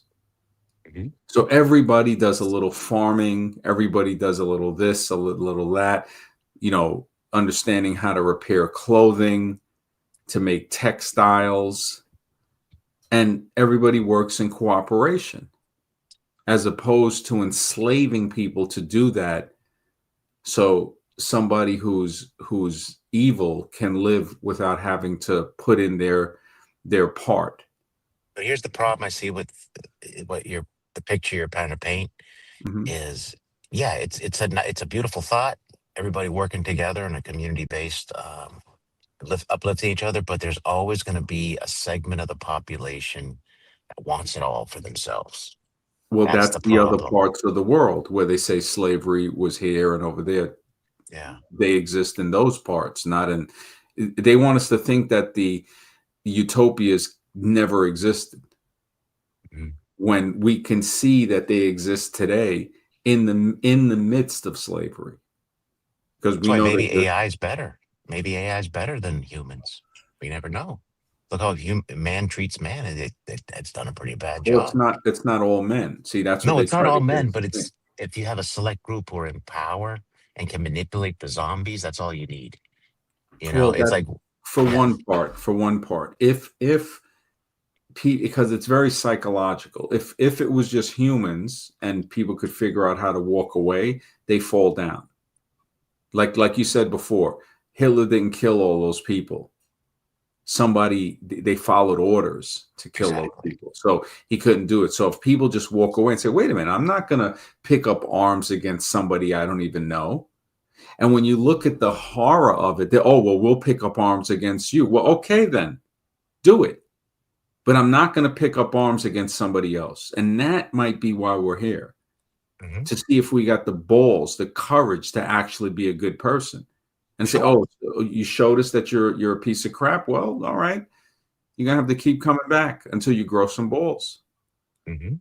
and until you get in the military, that happened to me a few times, where I got pushed to the limit, where I was like, okay, this is the point. The line is drawn here. I dare you to cross it. And that was the only time when certain things stopped. I mean, you get to a point where you're like, no, it will end here. It went, and people try to push you. They'll push you to that point, and then when you do something, they'll play the victim. That's the worst. That I can understand people just wanting to go straight Manson, because when I look at some people and I say, man, the only way for us to move forward is for that to be put in its place. If you look at the, because I said before, if you want the unification, you have to fix the political structure that upholds that whole thing in order to do that. You can't. But You can't.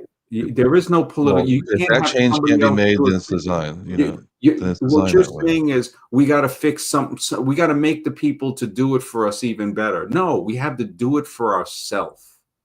So you get rid of division, you get rid of The states. political structure. We're the political structure. We're the farmers. We're the police. You have to take turns policing your community. Strong. Yeah, but they're putting half the population against you is the problem. Where's Well, unification? this is the thing. You have these people that, and it's really messed up. You're right, and Mr. X too. That you have these inhuman monsters that will control the zombies and get them to come and attack you to destroy your utopia and try to make you into one of the slaves that we see today in America. But the fact that people can't see it, that's the crazy thing.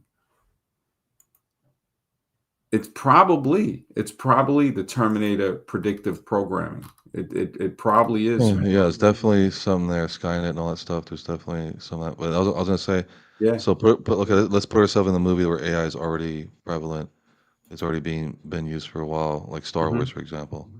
What's the basis of Star Wars? War. What are they using AI for? War. What are they using the robots for? War. So it's letting you know, look, this is what it's gearing up towards, and that's part of the Terminator thing. Remember, that's what they're trying to push on us. It's like, who are we And I fighting think exactly? Alexis, I think you're right. Some people are less susceptible by mind controls, while other are more. Yeah. This is where I talk about an American Zombie, building your mental shields up. Like when I go on other panels and when I speak to people about the religion of evolution, the way they attack is just it's hilarious. I mean, you guys know I'm well battle worn on the internet. People might mistake, their mistake is to underestimate me. Is to think like, oh yeah, this is just some other guy, and then they get a wake up call. And I watch the way they act when I just ask questions. Because if I have to go on the offensive, they're never going to survive a verbal confrontation with that. They're just going to look. I don't like making people look. Well, I can't make them look bad. I can only reveal what they already have there. They make themselves look bad. But just questions, people. I mean, I see them buckle. I see the character come out. Look at the fake Professor Dave. You talk about, an immature example. Again, hey, if you can't be a role model, you'll be a horrible example for what we shouldn't be, to show children, teenagers, this is what you don't want to be like, and this is why. I look at some of his thumbnails and stuff. I'm surprised YouTube lets him up. He's like, oh, how he destroyed this guy, this and that. And I'm like, wow. The saddest part about it is he's got kids. The only hope is if their mother cheated and that ain't their father. It's Why really. do you think they get so angry, MD? Because it's like, if you think what you believe is the truth and you know you have the truth, what are you getting angry for? You I don't wouldn't get get angry. angry. People don't. Exactly. When you're living a lie, you get angry like that. I It's a agree. telltale sign. See, this is what makes us smarter, to say anybody that gets angry like they'd be like, oh, he's a liar. He's a liar, and he's mad because we know. If we didn't know, he wouldn't get mad. You're right. And I look at this and I'm like, wow, this is truly like some Alice in Wonderland through the looking glass type of stuff. Yes. I mean, he and Scribe said he saw a debate with him and Dr. Tor.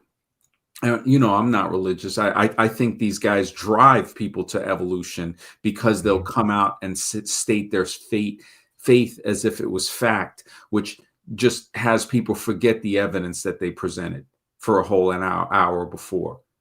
I mean, it really makes me wonder if they're on the side of the evolution. It really does, because I can't put it past them.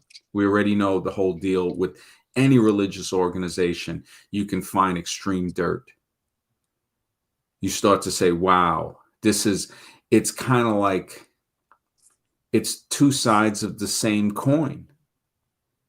Evolution is one side, monotheistic or deity religion is the other side, which they both are deity-based religions. Yeah. And the coin is the coin of control. But do you see how powerful it is? The fact that evolution, which is really a fantasy, it's no different than believing in a spaghetti monster. It never happened. Yeah, But it's the worse. fact that it's worse. But the fact that the zombies will defend it with vigor and anger and hatred, Hmm. that should scare you. Because if it's not just evolution, it can be something else. Well, it's not to scare; it's to sit there and look at a child when they're having a temper tantrum, and Right. to But they can be endure it. easily politicized, though, is what I'm saying. Oh They yeah, could follow orders that would be just, you know what I'm saying? To their they're the own people. detriment. These are the good Germans in Hitler's Hmm. Germany. Yes, exactly. This is what they are. And I mean, you hear all of the hatred for people that they come out with. Never love, never thought, never, hey, let's think of a solution. Always just immaturity to the point of like a psychotic teenager with weapons, a Hmm. dangerous person, straight Melendez brothers type of stuff. Yes. And this needs to be talked about, needs to be called out. I mean, when I look at the people on the videos having these spurgouts and fast food places and stuff like that, I think about what Dr. Russell Blaylock talked about many years ago. He's a retired, I think, neurosurgeon, and he wrote a book called Excitotoxins, and he had some type of link where he was showing where low blood sugar, like if your blood sugar dips, I think he was linking it to violent crime. Like at that point, what triggers it? And when you see people go into these places and they're hungry and they want their drugs, they're not going in there to buy food. They're going in there to buy drugs. That ain't food. There's no fast food place that sells food. It sells drugs disguised as food. And they don't get it on time and they start to wig out. They start to Hmm. exhibit the behavior of an addict. But people don't see it as that. We have even more immature people that will blame it on the person's ethnic background. When we Sure. do see a majority of people from certain ethnic backgrounds acting a fool in these cases, but not all. Not all. I'm glad they're starting to show some balanced stuff. I mean, like I was saying the other day, this guy in Manhattan, uh, he assaulted this woman, and he had like over 30 previous assaults, and it was a white guy, Hmm. light haired, so of course they also had a guy getting beat to death in Brooklyn subway, and that was a Spanish guy that beat the guy to death. It was sad. It was really sad. And then you have other people, you have uh, people committing a lot of stuff on film. So it comes in all colors, but they like to focus on one. I've noticed that. I've noticed that a lot, but it's Yeah. everywhere. Yeah, it's the crime of being different. You know, the crime of being different, or the crime of just being existing. A lot of people got caught up in that, just for being there, just for being alive, just for living and having their little utopia.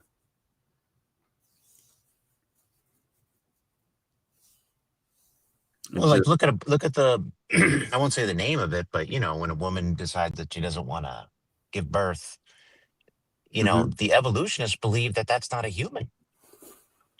And I'm sorry, even to the almost the ninth month, they think it's just some simple celled organism, they actually believe this crap. They don't think it's a human. It's kind of ridiculous.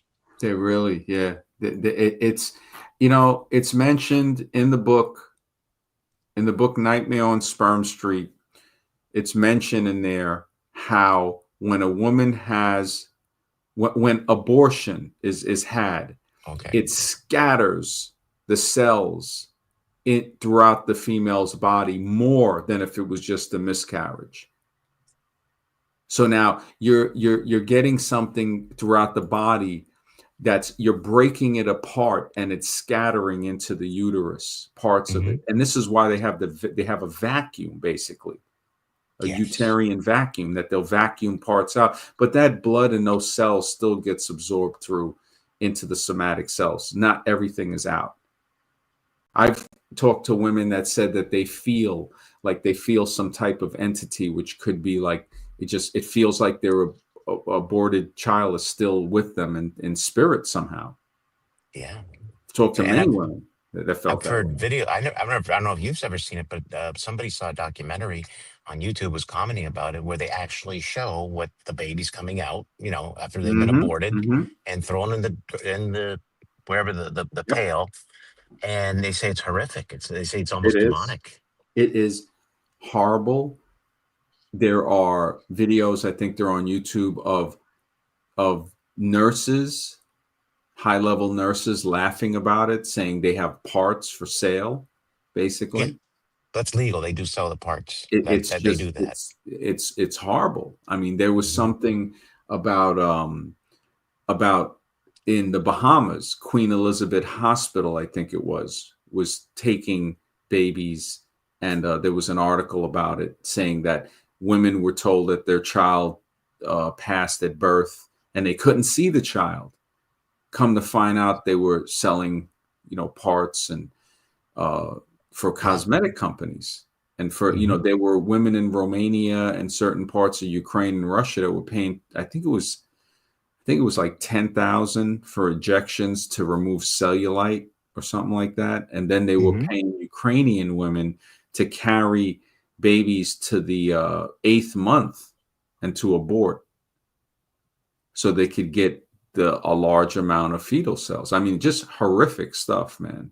And it's used in medical cures too. The fetal tissue is very valuable, not just and also for research too. Yeah. They need the steady supply of that fetal tissue coming in. And But again, now, another product of evolution that people accepted, the zombies. Well, look at the stuff we talked about in the last stream. They're finding not only microplastics and nanoplastics in seminal fluid, but also in follicular fluid that surrounds the egg. And then I typed in, are babies being born with microplastics? Anybody could type it into Google. Yes. They're finding microplastics and nanoplastics in the placenta on both sides, on the baby's side of the placenta and on the mother's side. The baby's first stool, they're finding it in. The amniotic fluid, they're finding it in.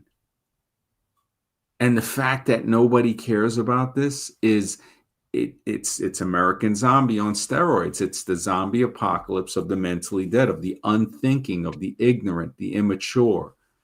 Yes.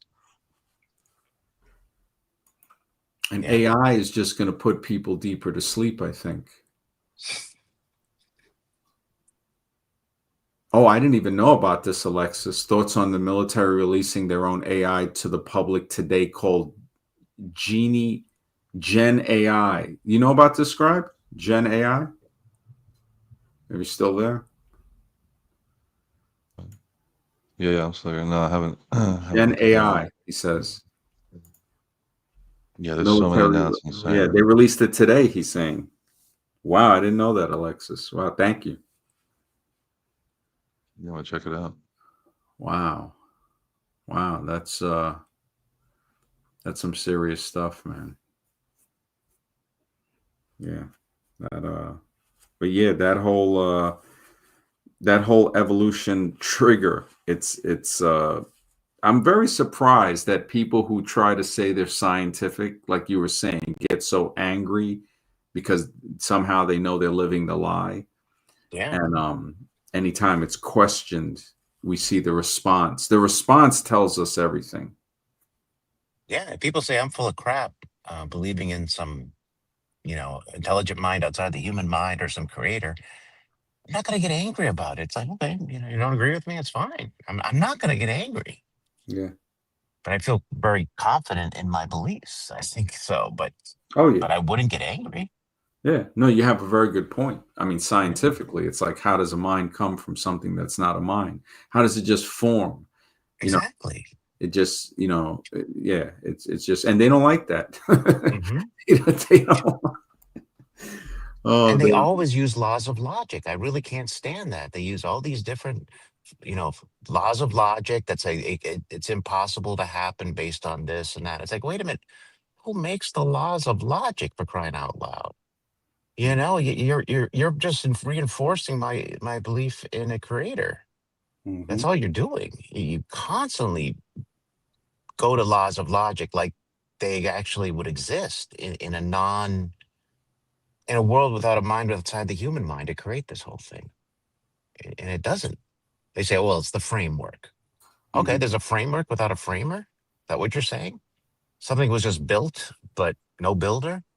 It doesn't jive. I'm sorry. In my point of view, it doesn't jive. Mhm.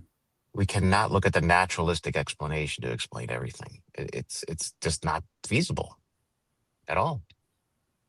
You're right. I mean, even when I look at nature, the environment seems artificial to me. I'll probably speak on that in the book, but it really, when you look at it, everything seems to be fabricated. This is all some type of like architecture, something like the environment was built for us. And then go even further, like we were saying, the physical body was built to inhabit maybe the part of us that we call consciousness. I agree. I mean, do you feel like But this is crazy. Go ahead. Real quick, Mr. This is crazy. I went to that go ahead. website, to the Chennai military thing that says you don't have authorized access. You're not part of the DOW or whatever, Department of War. It's like, wow, okay, never mind. So this is not for civilians. Wow. Alexa said they launched it today, I guess. Usually it's the DOD, Department of Defense. It used to be the Department of War. I guess they're back to the war. Or DOW, whatever that is. Yeah, Department of War. Yeah. Or the War Department. That's what it used to be called before they changed it to Department of Defense. The words, like I said before, man, words. Tyranny stems from words. That they hide stuff from us with the words. It's like, yeah, it really makes you wonder.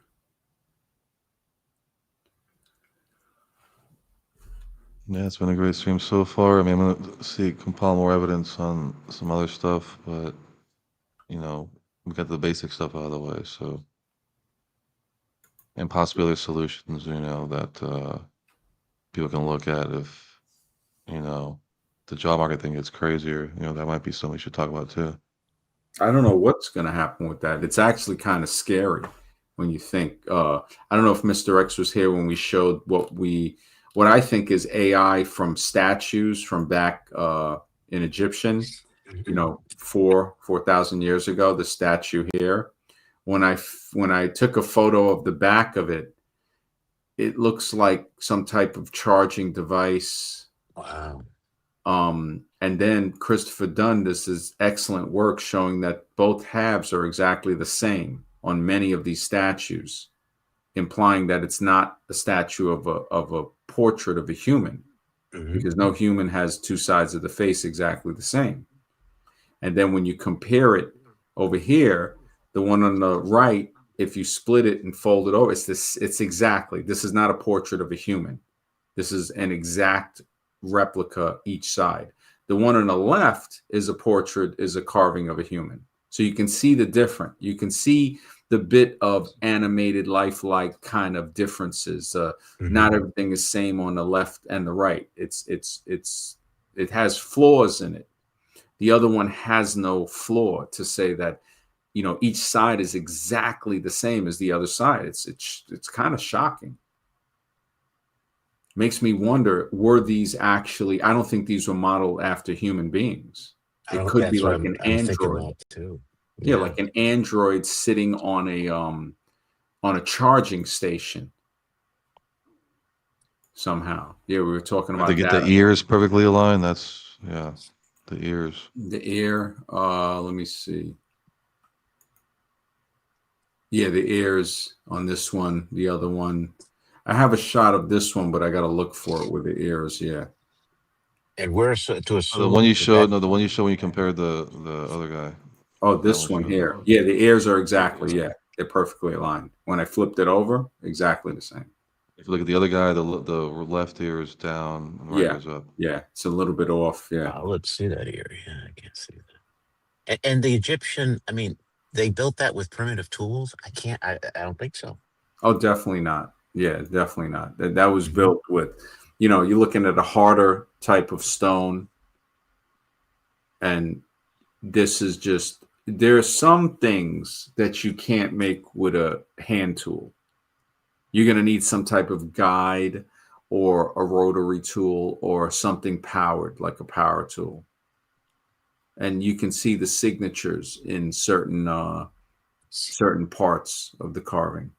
I bet it's even more precise than even what you just showed. That, you know what I'm saying? We could probably Mhm. get into the thousandths of an inch precision, or 10 thousandths of an inch. You know what I'm saying? Probably even more precise than what we're Oh, seeing. very precise. Very precise. Yeah. I mean, just the fact that it has the same side, if you split and fold the face over, it's exactly the same. So it's like, Mhm. wait a minute, this is not an accurate portrait of a person.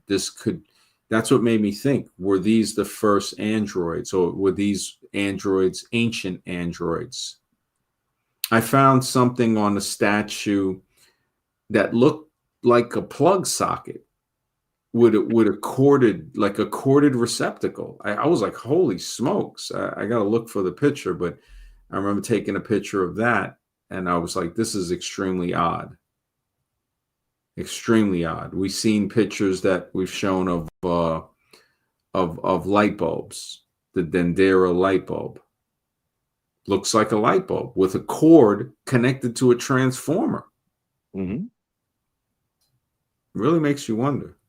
I think they definitely had electricity. The Egyptians, for sure, they were harnessing electricity. I have no Oh yeah. doubt whatsoever. Because Coral Castle, that's actually one of the things he puts in there. Oh yeah. And yeah, he's harnessing electricity in that Coral Well, Castle. that's where So we get electricity from that. But they'll try to tell you some fairy tale, Ben Franklin flying a key yeah, on a string of a. It's like it's like, you got to be kidding me. I mean, the fairy tales that they've told us since I remember that, and it's like, why am I learning this? Why is this person telling me this in second grade? Why do I need to know about Columbus? I mean, I enjoyed drawing the map of the United States. They used to let us do that in second grade, and they would laminate it. And Wait, I Anne enjoyed Frank, remember that one? honestly, in school, because I didn't really go to high school too much, but I don't remember hearing about Anne Frank when I was in school. Maybe I cut Yeah, class it's more or high wasn't school. there. Yeah. I guess I don't know, Mr. X, if they said that when you were in school. well, that's the girl in Nazi in Yeah, Germany. yeah, Anne Frank. World War Yeah, II. Yeah. I don't remember them making us. I remember in ninth grade we read The Hobbit. I remember Mhm. reading The Hobbit, and I had That's already a good seen the one. cartoon since I was a kid and stuff. See, I remember growing up with the cartoon of The Hobbit, The Lord of the Rings, and Return of the King. So it was actually animated series, which to me was way better than this stuff in the movie, the Peter Jackson stuff. I didn't really like. I mean, it was kind of soap opera-ish when I think about it. And I think Peter Jackson, realized the prejudice and the racism and the hatred from a lot of the actors in the first one when he made all of the orcs like dark, and everybody, the elves, you're definitely not going to see a brown elf. It's like blonde and red, and from heaven, and they ride the white In horse. the in the series, the show that came out kind of recently, The Lord of the Rings, they do have black elves on that Yeah, one. now they do. But because, see, he did that. He did that even after the first one. He started making for the second and third, I think, The Hobbit and the other parts. He would put some of the orcs as blue-eyed, pale-skinned orcs, because it created such a hatred, like trying to say, oh, all people that are brown are orcs. He saw that. He saw just how powerful imagery can be. I mean, look at who they brought in, the Aerosmith's daughter, that Liz or something like that. I mean, come on, these are people that live lives where they don't have to encounter anybody but people that look like themselves, and it creates an arrogance and an ignorance that produces a stench that's almost unbearable. It's that same stench of Hitler. And I think Peter Jackson really noticed that, because I wondered, when you looked at the orcs from the Hobbit, there's no brown orcs.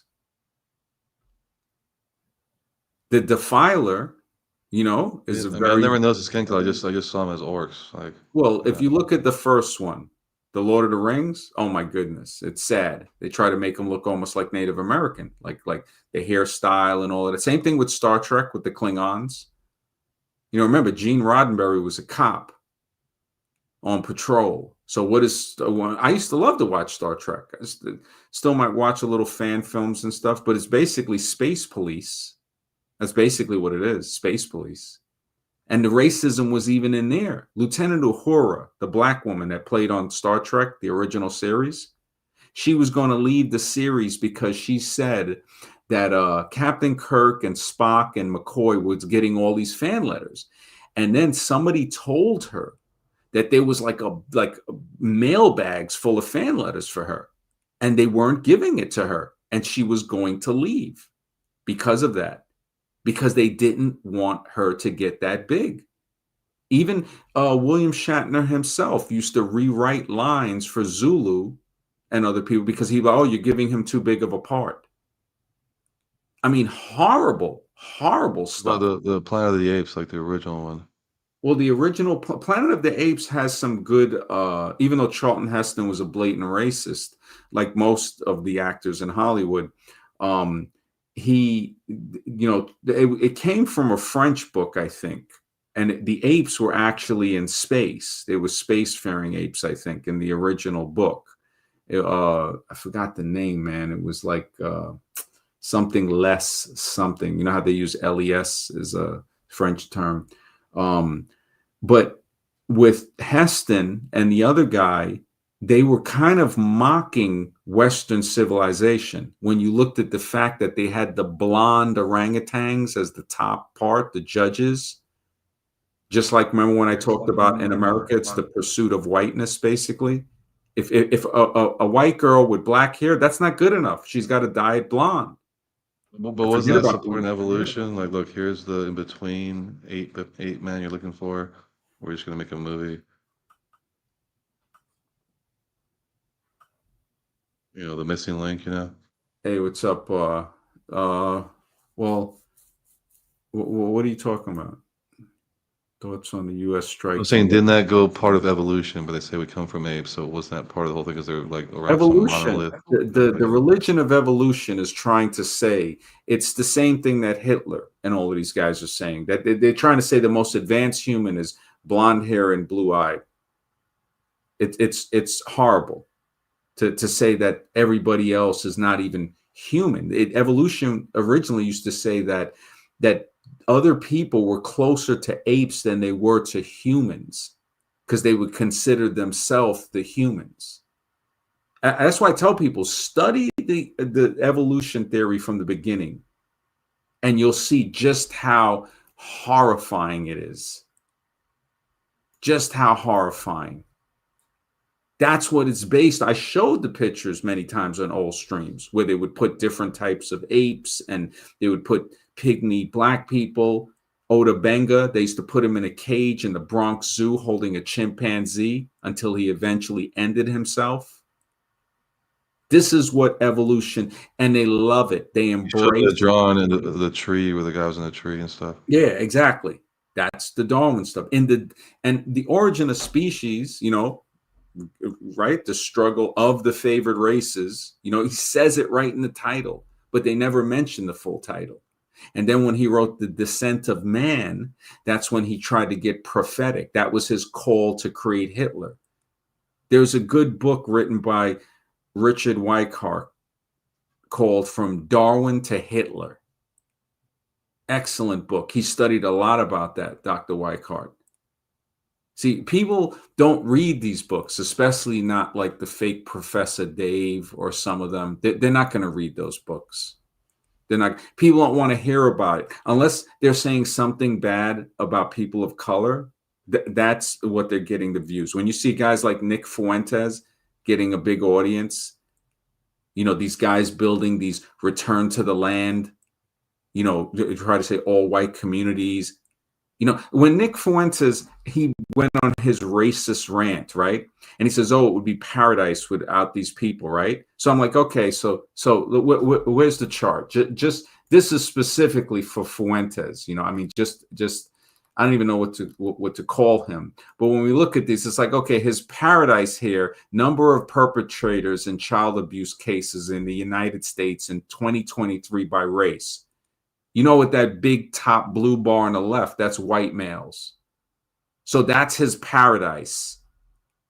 That's Nick Fuentes, all of these guys' paradises. Here again, too, child abuse cases in the United States by rape, humongous white line. And they'll say, oh, but you know, there's per capita and this and that. Yeah, but so in other words, the PDF files in their own thing, you know, that doesn't matter, right? That doesn't matter. It's only what ethnic people do.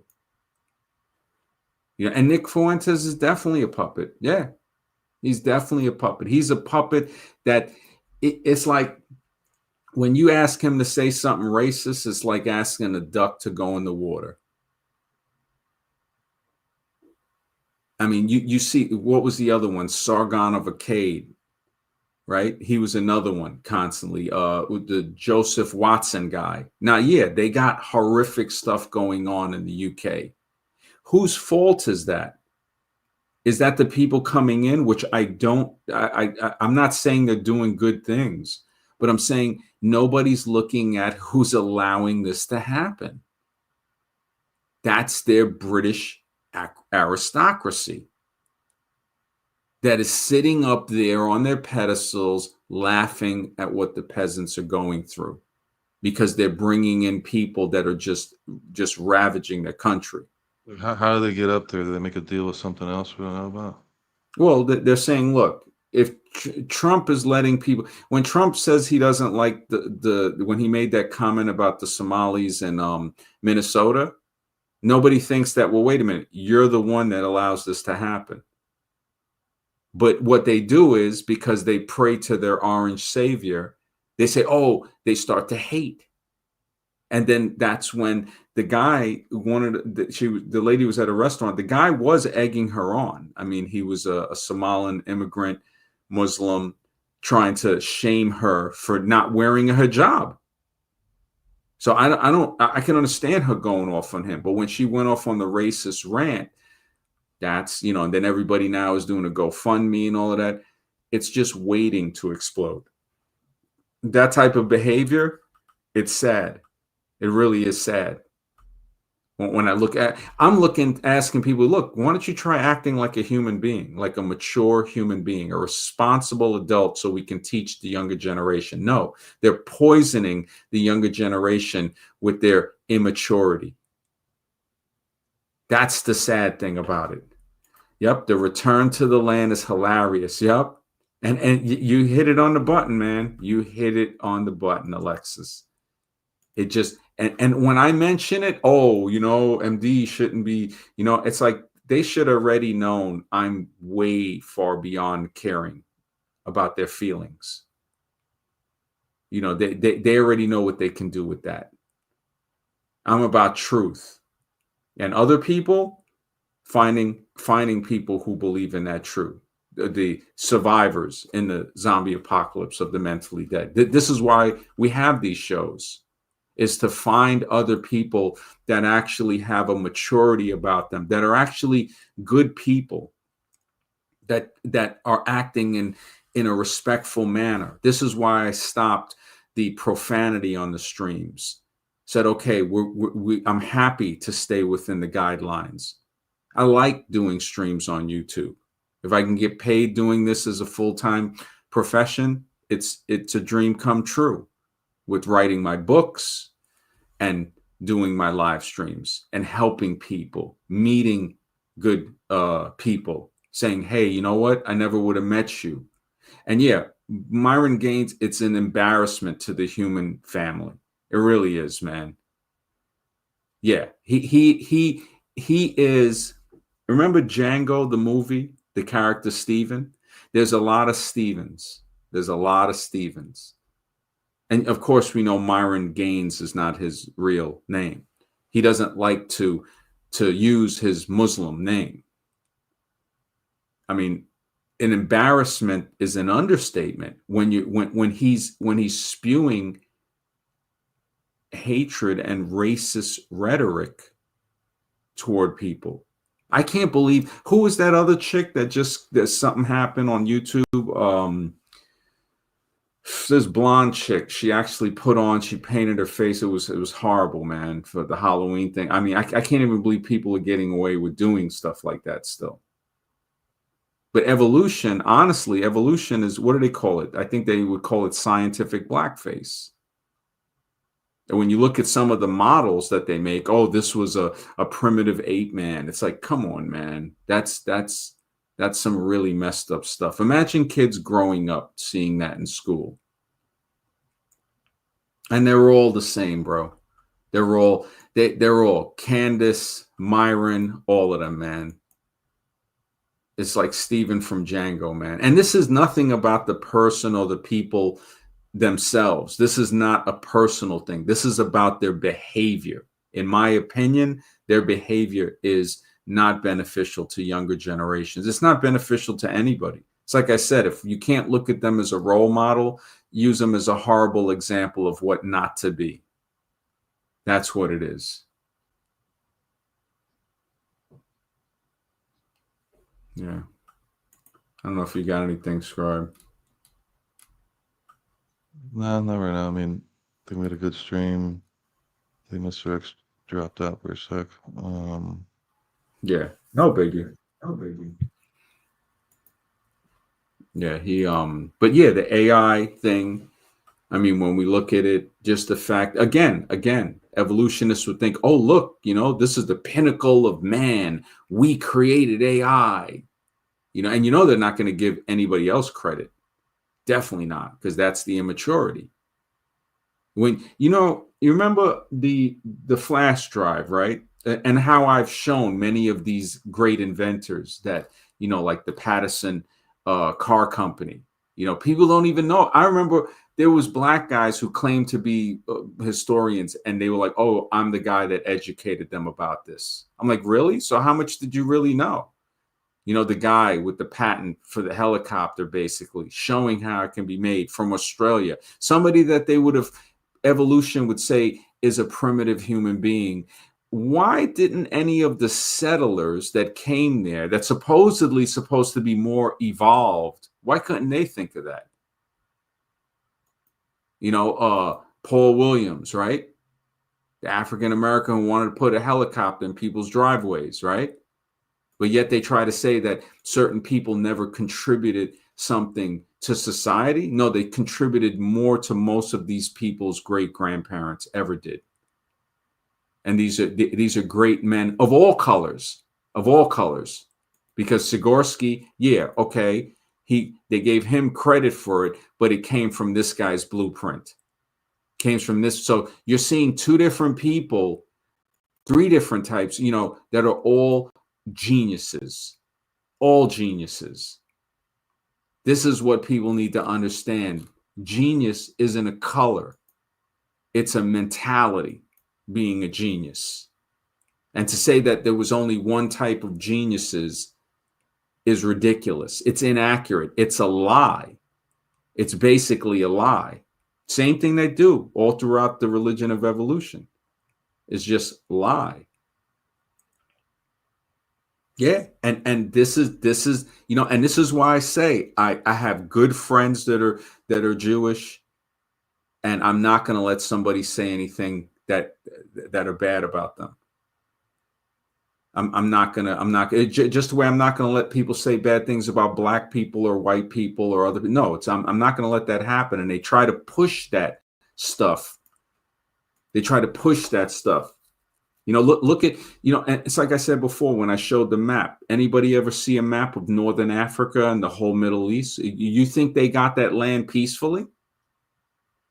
And I'm surprised that a lot of black people don't see that. The Arab slave trade, way, way worse than the European slave trade. I'm not saying the European slave trade was good. I'm saying the Arab one was worse. And the reason you don't have a whole bunch of black slaves the way black America still is because they castrated a lot of them. People need to look up their history and find it kind of odd that when the Moors, who were basically started as the Arab slaves, took over lower Europe, Spain and France, right? When the last generals, the Moor generals, were relinquishing the last territory in Spain, you know what year that was? 1492. What a coincidence, right? It's all scripted. It's all scripted. You know, greatness doesn't have a color. It's an action. It's a thought. And if I get one thing through to people before I pass, hopefully it's that, and maybe my Human Origins book coming out soon to let people know, look, this is where the scientific research has pointed towards. And then maybe, you know, the second book, I'll see what happens. But yeah, I'm not gonna, I mean, they push it's when I look at these guys that do these streams, and I can't watch the whole, I can only watch like a couple of minutes. And I'm like, no more. I'm not watching anymore. I can't, it actually affects your mentality. And it's really sad. I mean, the stuff, look at the Andrew Wilson thing. When that girl crushed him, when she talked about his wife that has three kids from 3 different guys.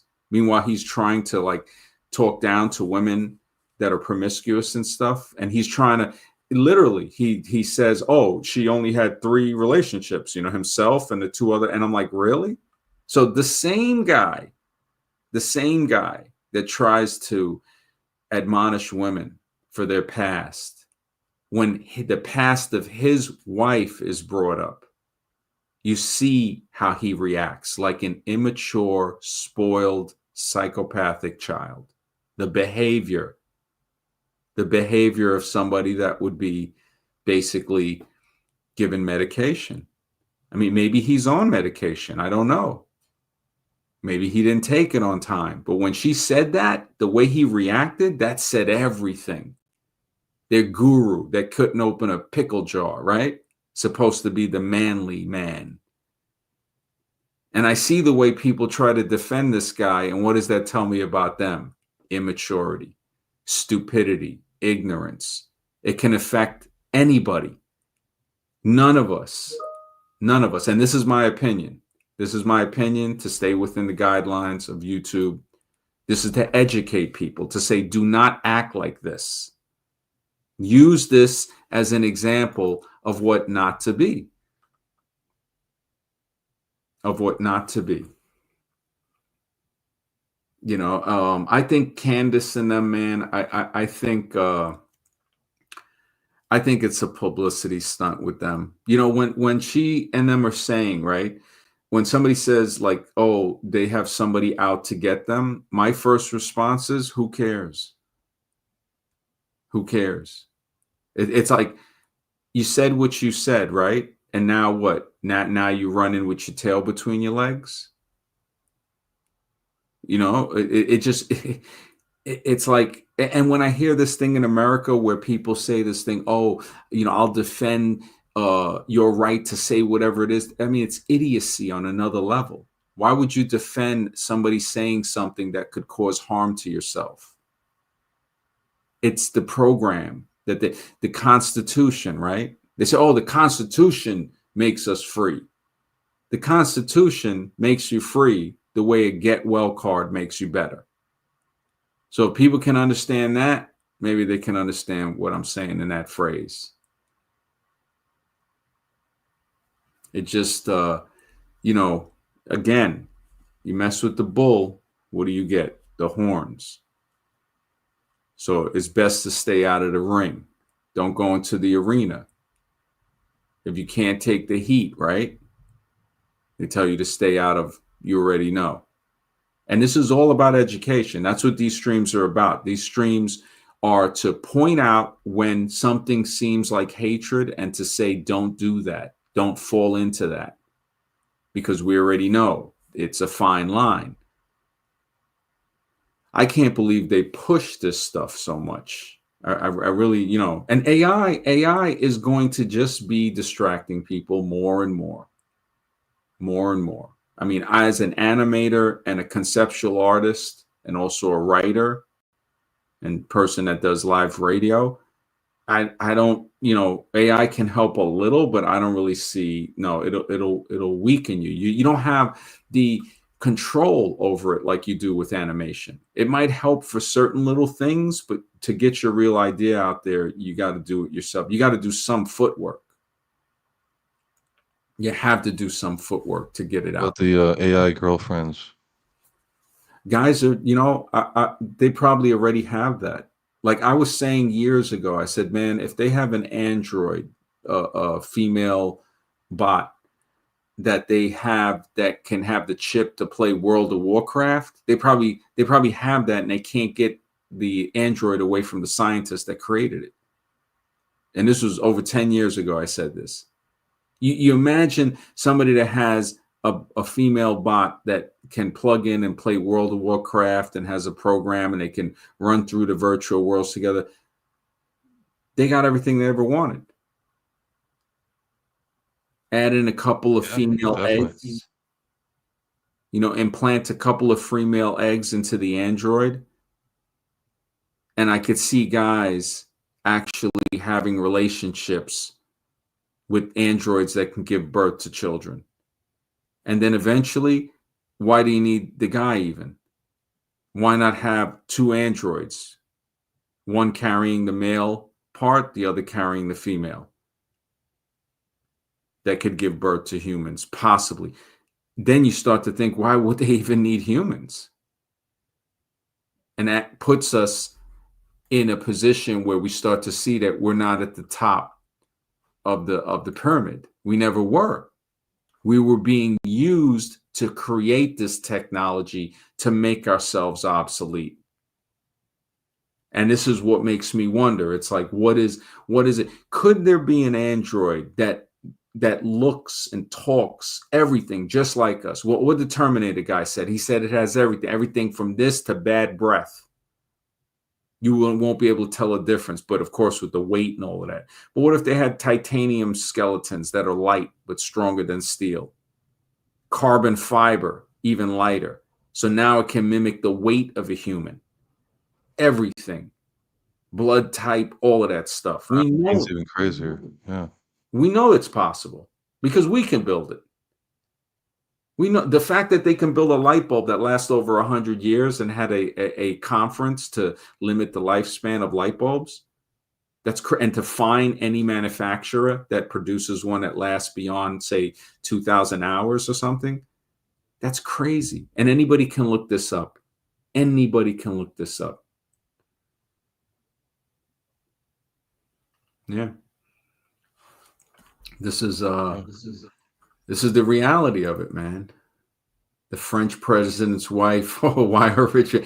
Yeah, man. I don't think that's I think they showed that his wife ain't really who was? I think it was Candace actually that brought that out, right? That she proved it, that was I don't know, like, you know, it wasn't a natural born wife. Let's put it that way, right?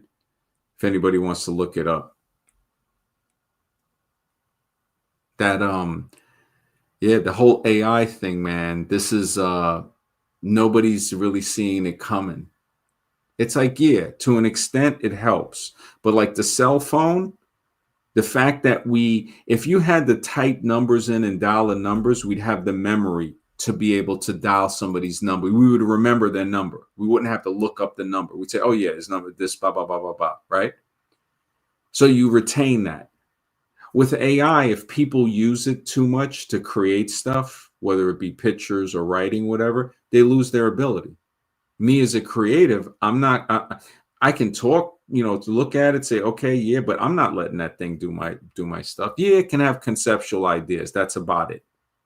And that idea, the concept comes from me because I'm the one saying, hey, you know what? Let me let me see if I can draw a picture and have it enhance this or whatever. And then I still have to re-edit it to get it to the where I want to like it. So in essence, I might as well just do it myself because it wastes more time trying to talk and figure out the parameters. I'm like, man, I could have drew the thing myself. Now, some of the quality, yeah, it goes beyond. It's going to be hard to draw that way without a program and everything like that, which would still be my creation. But I mean, the speed in which it creates it too.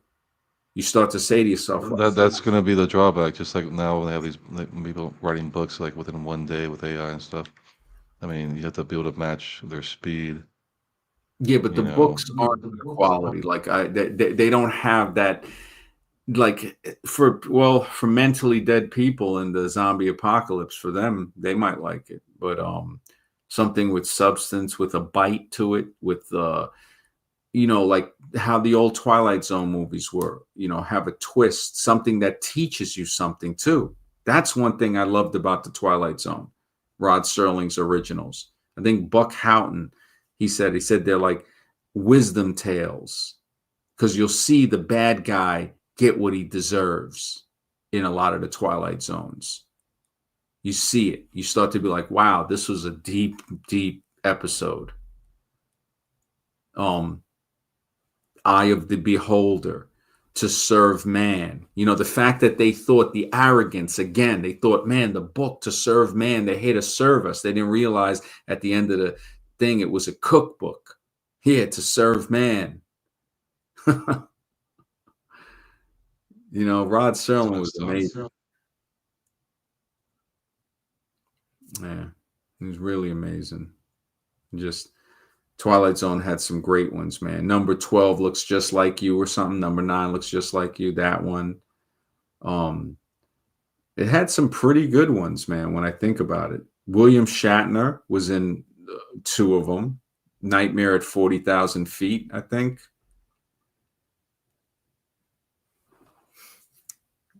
Matter of fact, Zulu was in one of them about post-World War II. And I heard they didn't show the episode in some places for many, many decades because of the tension between what was going on.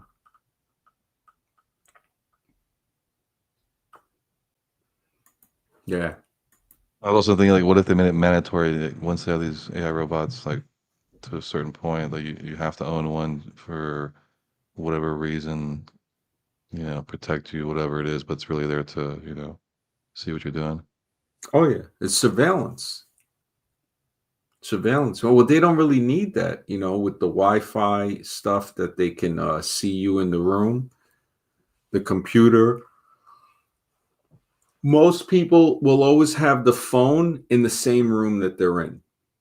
They'll rarely have it in a different room. Very rarely. So you have the device with you all the time. The Android, Apparently these robots can go out with you. They can go on walks or runs with you. They can go out to the store or something, But again, why would they give you one? Why would they it would be cheaper to eliminate you? They keep a certain whatever standard of living. I don't know. I mean, why? I don't understand why. Because they want to know every single thing, more hands-on data than just a computer with any more data they can get, that's what they want. I mean, that's the end goal. Brown's boy, man. Thank you for the 19th like. DARPA calls it your digital twin personality profiling. Wow, thanks, man. What's the best way? I don't think we can, bro. I don't think there's avoiding the surveillance. It's getting to a point where they're reading the thoughts out of your head almost. I used to always think that the computer, the phone especially, but the computer, I mean, this is this technology, man. I've said it before. Technological advancements. Technological. Just it's just doesn't. I don't know. I have to defend the technology because there are good aspects, but it's when you do stupid stuff like this. There is. It's great aspects to it. but they want to use it for the sword, not the cure. Yeah, they want to use. I mean, look at the stuff that's being sprayed. I showed them on the last stream. Atrazine, all these other things on the crops, the genetically modified. I mean, when you have these paid scientists defending that stuff, who was it? Neil deGrasse trying to, he didn't like when students would ask him those questions. That's when you start to realize he's put there for an agenda. One, to push the religion of evolution. Two, to tell you that the state is basically always right. Hey, what they're doing here, no, that can't be wrong. That benefits us. That does this, evolution. It's because what? Evolution. Everything goes back. I mean, look at the crew they have. Bill Nye, right? Tyson, Dawkins, Michio Kaku.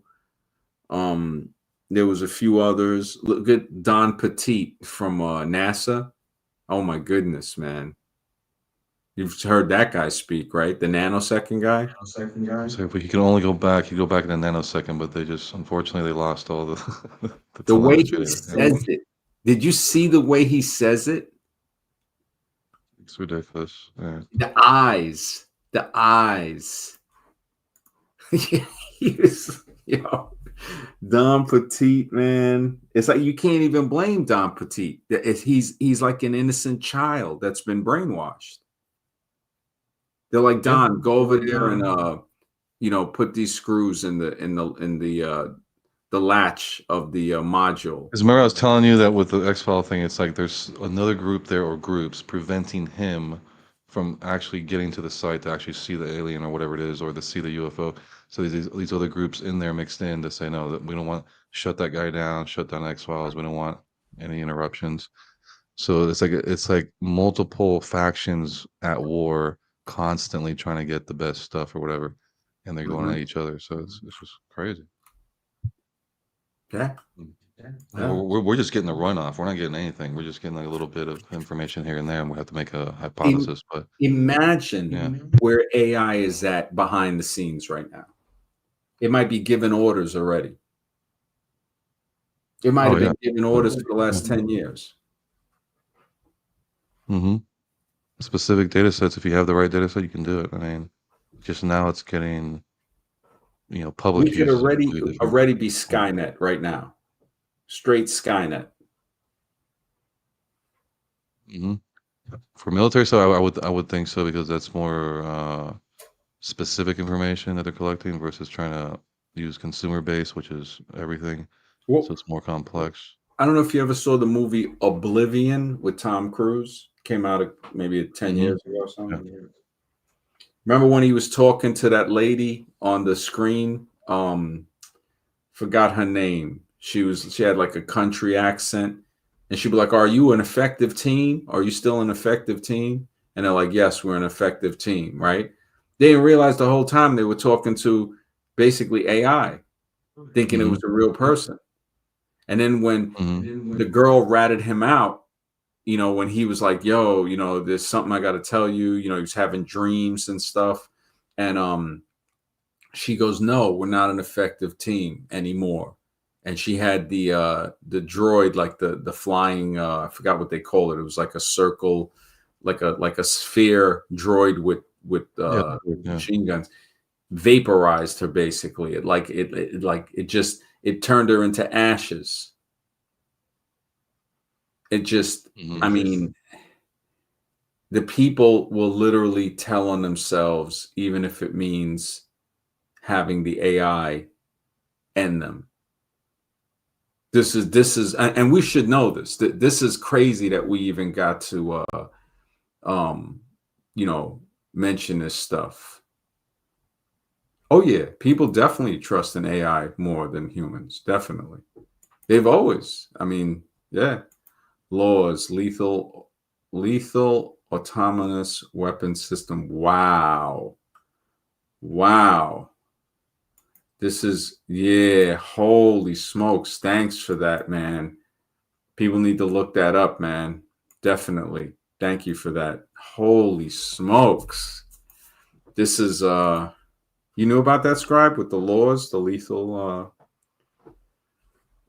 I mean, I know Facebook is with that one dude. I forgot his name, Charles Lucky. I forgot his name, but he's really deep into the AI stuff with the war stuff. So yeah, there's definitely building land, air, water, sea, whatever, all the different autonomous drones to infect every single part of that. So I mean, I can only imagine that with the hacking and everything else they can do,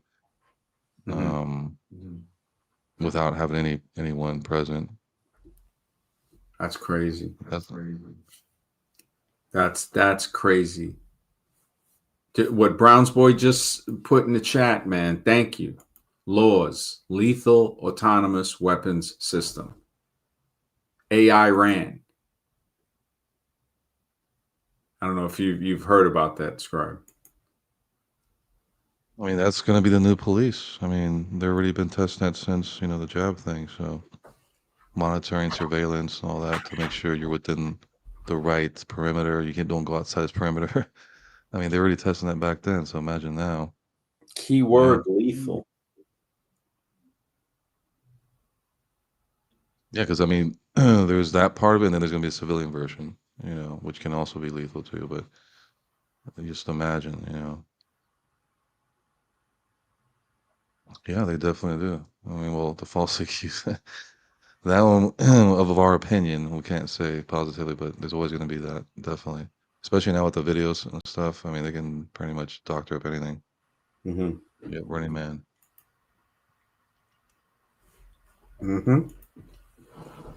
Running Man. I remember reading that book back when I was in the military. And yeah, the book was totally different, like in certain ways, But you think the government already uses AI to? Yeah, man, they've been falsely accusing people before AI. We know that. It's sad. It's not nothing to chuckle at either. It's a serious thing. I mean, the fact that so many people. I mean, when you look at a system that just, I mean, I think Texas had executed a few people that later, after the execution, they found out that they were innocent.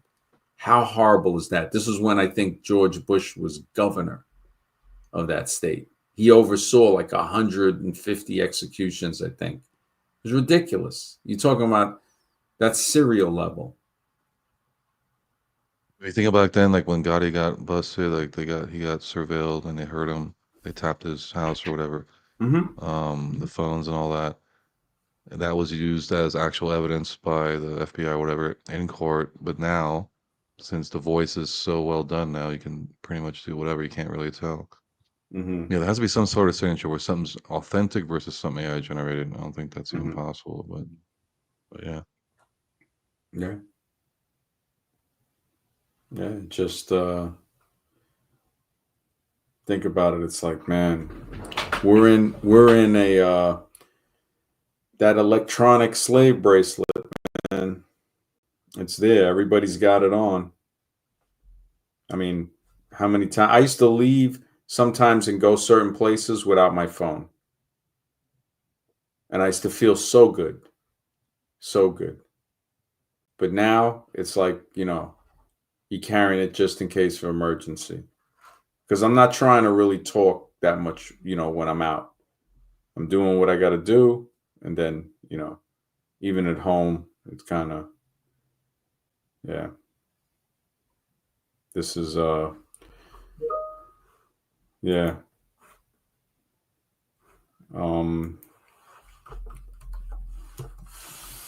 Yeah, definitely. What are we like?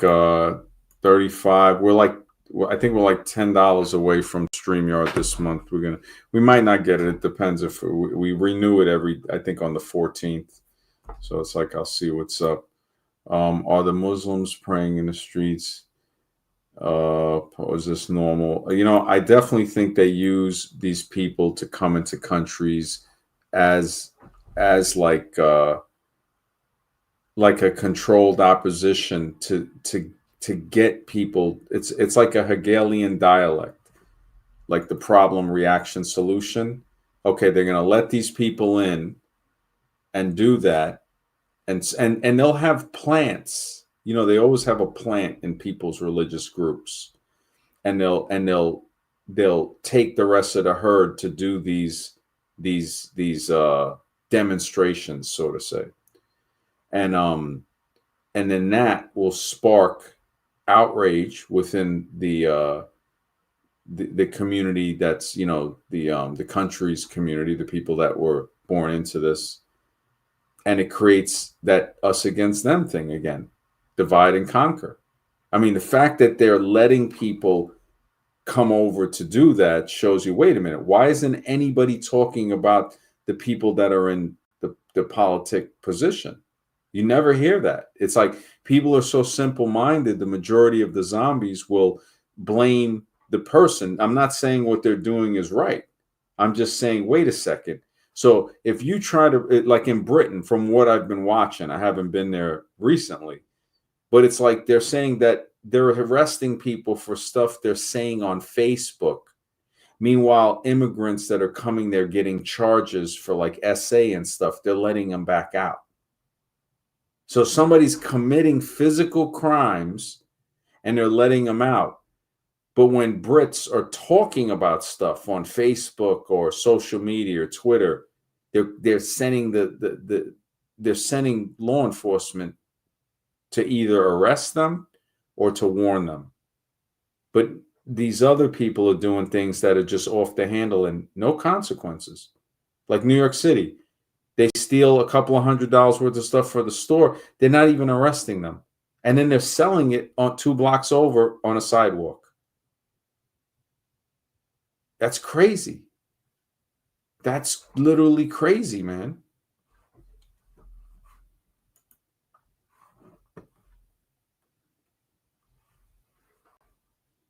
Yeah, they're really making all, yeah, you're right. They're making all they're trying to make people play them against to make all look bad. And that's what they do. The same thing with the crime stats. They'll show one type of people always on there. Not saying that they're not doing the crime, but it's like, okay, you know, other people of different ethnicities do crime as well.